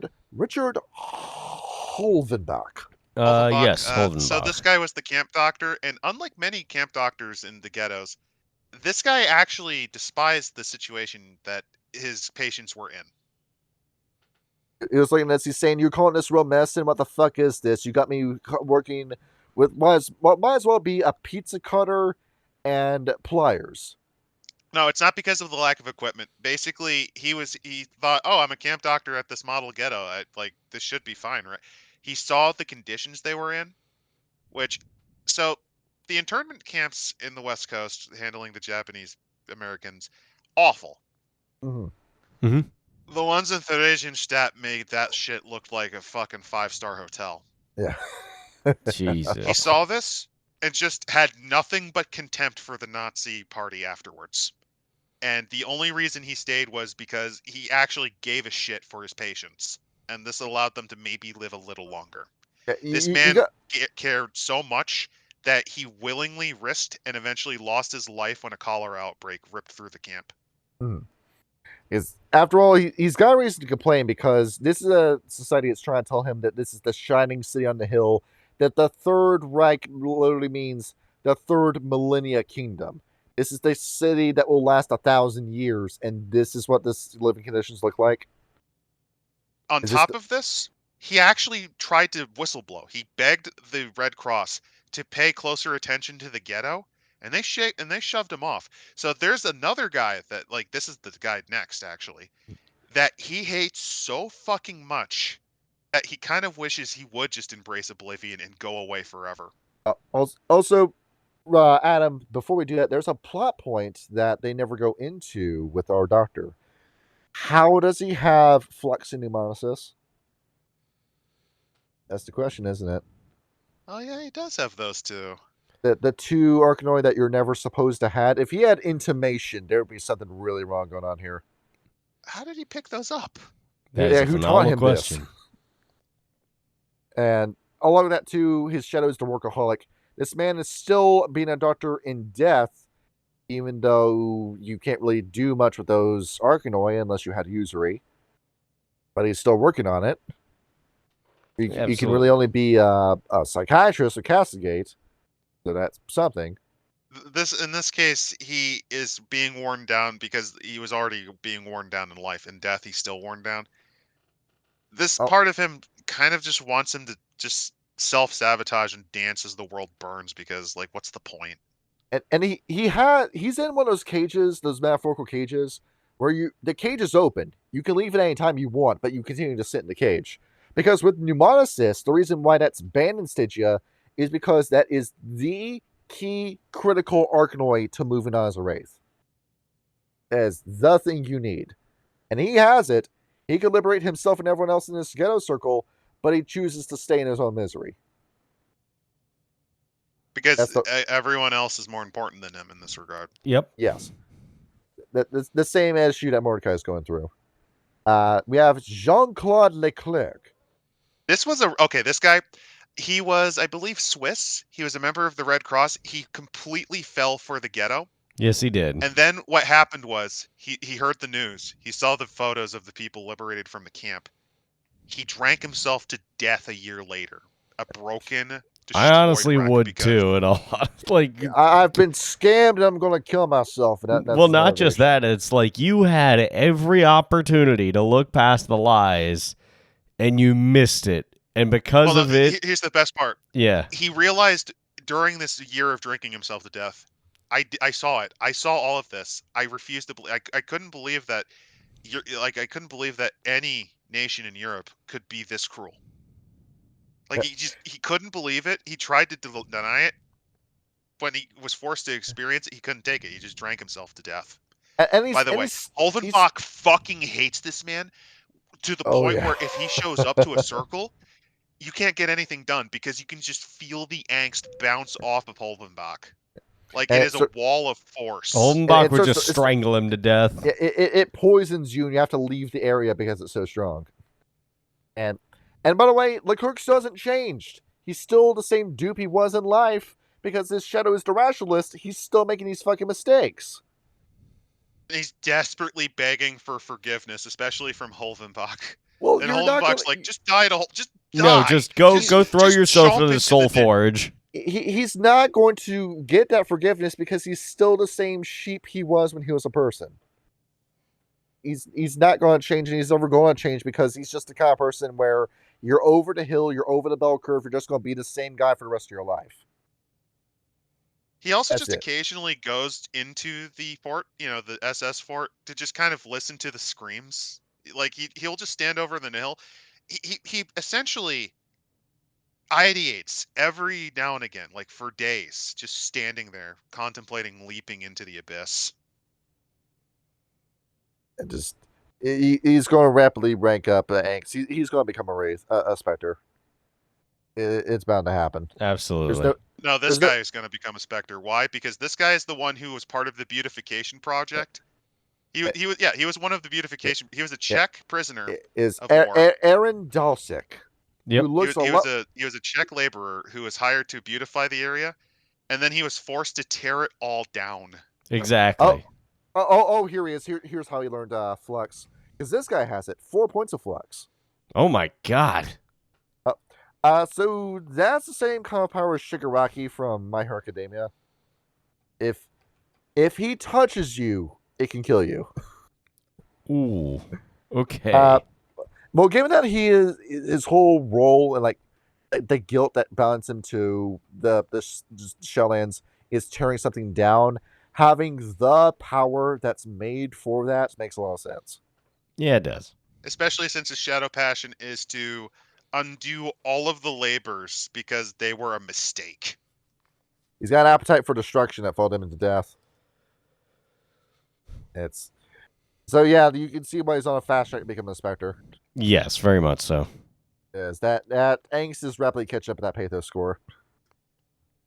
And yeah, that's the last of the cast. Quite a few of them, I think, are pretty darn good. Yeah, like I said. Like I said, Polished Turd. These are really well written characters that would be great in any other story except this. I can't really call it a turd because they knew what they were doing. It's good. Yeah. No, it's actual it's good literature, but you cannot make a game out of this. It's one part. It's a knife. It's a spoon knife. Half spoon, half knife. It works with what you need it to do, but why would you make it? You're trying to eat the Five Nights at Freddy's cupcake with a straw. Wait, what? What's going on here? What? Yeah. That's a sense you haven't heard of, Kyle. I don't even think you needed the Five Nights at Freddy's in there. You could have said just eating a cupcake with a straw. That joke didn't need to happen, Johnny. Well, Adam knows what I'm talking about. This is like trying to make a Japanese style omurice using your feet. Yeah. To hold the utensils. It's just in all honesty, like if you have the stomach for it, at the very least read the Charnal Houses of Europe. It is, but don't play it. No, what would have been an interesting book that never will happen but could have happened if we got these characters post Sixth Great Maelstrom. As in we go back to the setting, but it's after the Sixth Great Maelstrom happens, after like the Kingdom of Stygia is fucking rocked by this greatest storm we've ever seen, and Karen's gone. That's why I think the Warsaw Ghetto as its own necropolis, like you could do a really interesting plot of trying to break parts of Stygia into its new kingdom. Because by that point, Mordecai would have the kingdom that he was looking for. More than likely, yeah. But he'd probably tear himself in two trying to maintain that. You could do an interesting thing with that. You could do an interesting thing with the Kingdom of Wire as a concept, where it's like there are a batch of heretics that want to break free from Stygia. You could have done that. Where it's a lawless shithole, where you get to, if you want to go into a game that has the same kind of atmosphere as Outlast, you do a game there. Yes. I was thinking more like Madripoor from Marvel. Never never heard of that actually. So Madripoor is basically the Detroit of Singapore. It's basically the unholy love child of Singapore, Las Vegas, and Detroit. That sounds awful. Sounds like the place that Kane and Lynch took place. It's also the stomping grounds of Wolverine back when he disguised himself as Old Patch in the Wolverine comics. So basically, imagine like it's one part Western, one part Wuxia, and one part Scarface. That's what it's kind of like. I mean, that in concept sounds awesome, but you know, as for the Ghetto Circle, I don't see that place surviving. I say no. You go back there post Six Great Maelstrom, and it's gone. It's just filled with specters. I could see maybe Holvenbach like trying to hold the fort with what's left as best he can. It's I'm trying to think of a good analogy for it. It's one of those places you go to an RPG where there used to be a city here, and now it's just filled with enemies, and you spend the entire section exploring the place. Modern Warfare. You're gonna have him flip into a Spectre because his ambition, if he becomes one, is to turn all of the Wraiths into the camp into Spectres. Look at this place. To take the pain away. 50,000 people used to live here, and now it's a ghost town. You encounter the boss of the area, and it's this one woman that's got paint drip off her fingers where she's turning specters into liquid and slapping them across the wall, stirring them into paintings. And then you realize it's Butterfly. Yeah. Anyway, terrifying. And the last one, we were talking about so many atrocities that I'm forgetting what the first place we talked about was. Oh yeah, Bobby R. Bobby Yar, yeah. Hellhole. It's still the same hellhole it was. It's literally a partially papered over Nihil that's like the size of the Grand Canyon. Yeah. And the sixth Great Maelstrom, you probably could have just wiped the board with the storm coming in and just killing everything, and it starts all over again. And now it's this massive Pacific Rim hole in the ground where a bunch of giant specters are coming out, causing havoc that Neverborn themselves are beginning to spill out the area. With what's left of the comrades, probably not under Renko, he died, but like there's probably a few still desperately there. Trying to hold back this line where it really is just a Warhammer 40k setting by this point. Your guardsmen trying to hold the line of a place that's just eventually going to fall. Let's be blunt. The Kingdom of Wire, it's fucked. It's gonna sink right into the abyss. Which is why the whole point of Wraith is getting the fuck out of Wraith as soon as possible. You don't want to stick around here, but Karen doesn't want I think that to happen. only place that's relatively stable is Warsaw's Ghetto, and even then, it has Nihil problems in the sewers. So you basically have to have the equivalent of rat catchers in the Warhammer fantasy. At least in Warsaw, you have decent people there who are willing to put their lives on the line to make a difference. There's quite a few decent people in all of them. It's just that's the problem. That's why the theme of Wraith the Oblivion is we gotta get out of this place. If it's the last thing we ever do. And that's just the theme of the game. Yeah, so, I like this book a lot. There's a lot of material that a storyteller could definitely borrow from. Characters particularly, I think, are its strong point. Yeah. This is the Death Stranding of tabletop RPG books. Insult this book by comparing it to that. It's a great book. I never recommend to anybody. No, I like I said, if you have the stomach for it, it is a very, very hard read. But it has some beautiful artwork. Yeah. It's got some harrowing stories. It's got some incredible characters. Just don't expect anyone to play it correctly, because the moment you're like, hey, we're going to use this, someone's going to be immediately going, yeah, can I play like an SS officer that was responsible for this fucking massacre? And you know what? Just open their mouth and instantly ask that. I know that somebody's going to. They expect that to happen. Then by the end of the game, you'll just need a bottle of whiskey and a Xanax prescription. Yeah. And so that's the book. It's good, and of course, like everybody says it's good. It's always going to be good, but there was no way this could have sold as a commercial product. No, it's dark. I feel like there is like a meditation to be said about that, where where do you draw the line on your passion projects? Because you want your book to have everything that you want in it, but you also have to make it sell to a general audience. Yeah, yeah. That's kind of the problem because Yeah. there's no way in hell this was ever going to sell. No, there wasn't. And it's one thing that's like, okay, fair enough. You didn't intend. This is a loss leader. This is like the Costco hot dogs. Only if the Costco hot dogs were made out of the highest quality of imported beef. Yeah. Like, not even it's So- not Wagyu. It's like high quality Kobe beef used on some rare form of bun using very expensive ingredients. Like, Yeah, that's what they did. It is the most expensive passion project up there with Shenmue, as I said earlier. Yeah. But I'm gonna go out on a limb here. I think this book is as dark as the World of Darkness can possibly get. And it doesn't go into stupid territory like It's not Times of the like- Apocalypse. It's not Berlin Rage by Across Night, Australia. Montreal by Night. It's Freak not Legion. Berlin by Night. It's not Freak Legion. Doesn't need to be. It doesn't need to try to play up for edge. The only No. thing it really fucked up was making the Nephrak based off of Anne Frank. Why they did that, I don't know. That is the only that was fuck up. just That is the only so issue. Stupid. It was dumb as fuck. That's the only real big fuck up. But other than that, it takes itself completely seriously, which is probably it is to its benefit. But holy shit, Yes. it's a rough book. If you like something terribly depressing like This War of Mine, this is the book for you. Or if you feel like listening to the Pink Floyd album, which is what I did before we did this episode. Yeah. Oh. Yeah, the Okay. Wall album specifically. Yeah. Well, But just you read this right before you watch the newly released from the vaults, The Day the Clown Cried, just to get into the right mindset. yeah. Yes. So, All right. That's it for this episode. GM, everyone. Happy Hanukkah. good night, everybody. Shabbat Yeah. shalom. May your holiday be peaceful and your Yes. Shabbat be holy. We're not doing an episode Christmas week. We're taking a week off for that because No. it's fucking Christmas. Go Yeah. go spend Christmas nuts? with your No. family like you should. Yeah. Good Yeah. night, everybody. GN. Y'all. Good night and drink water.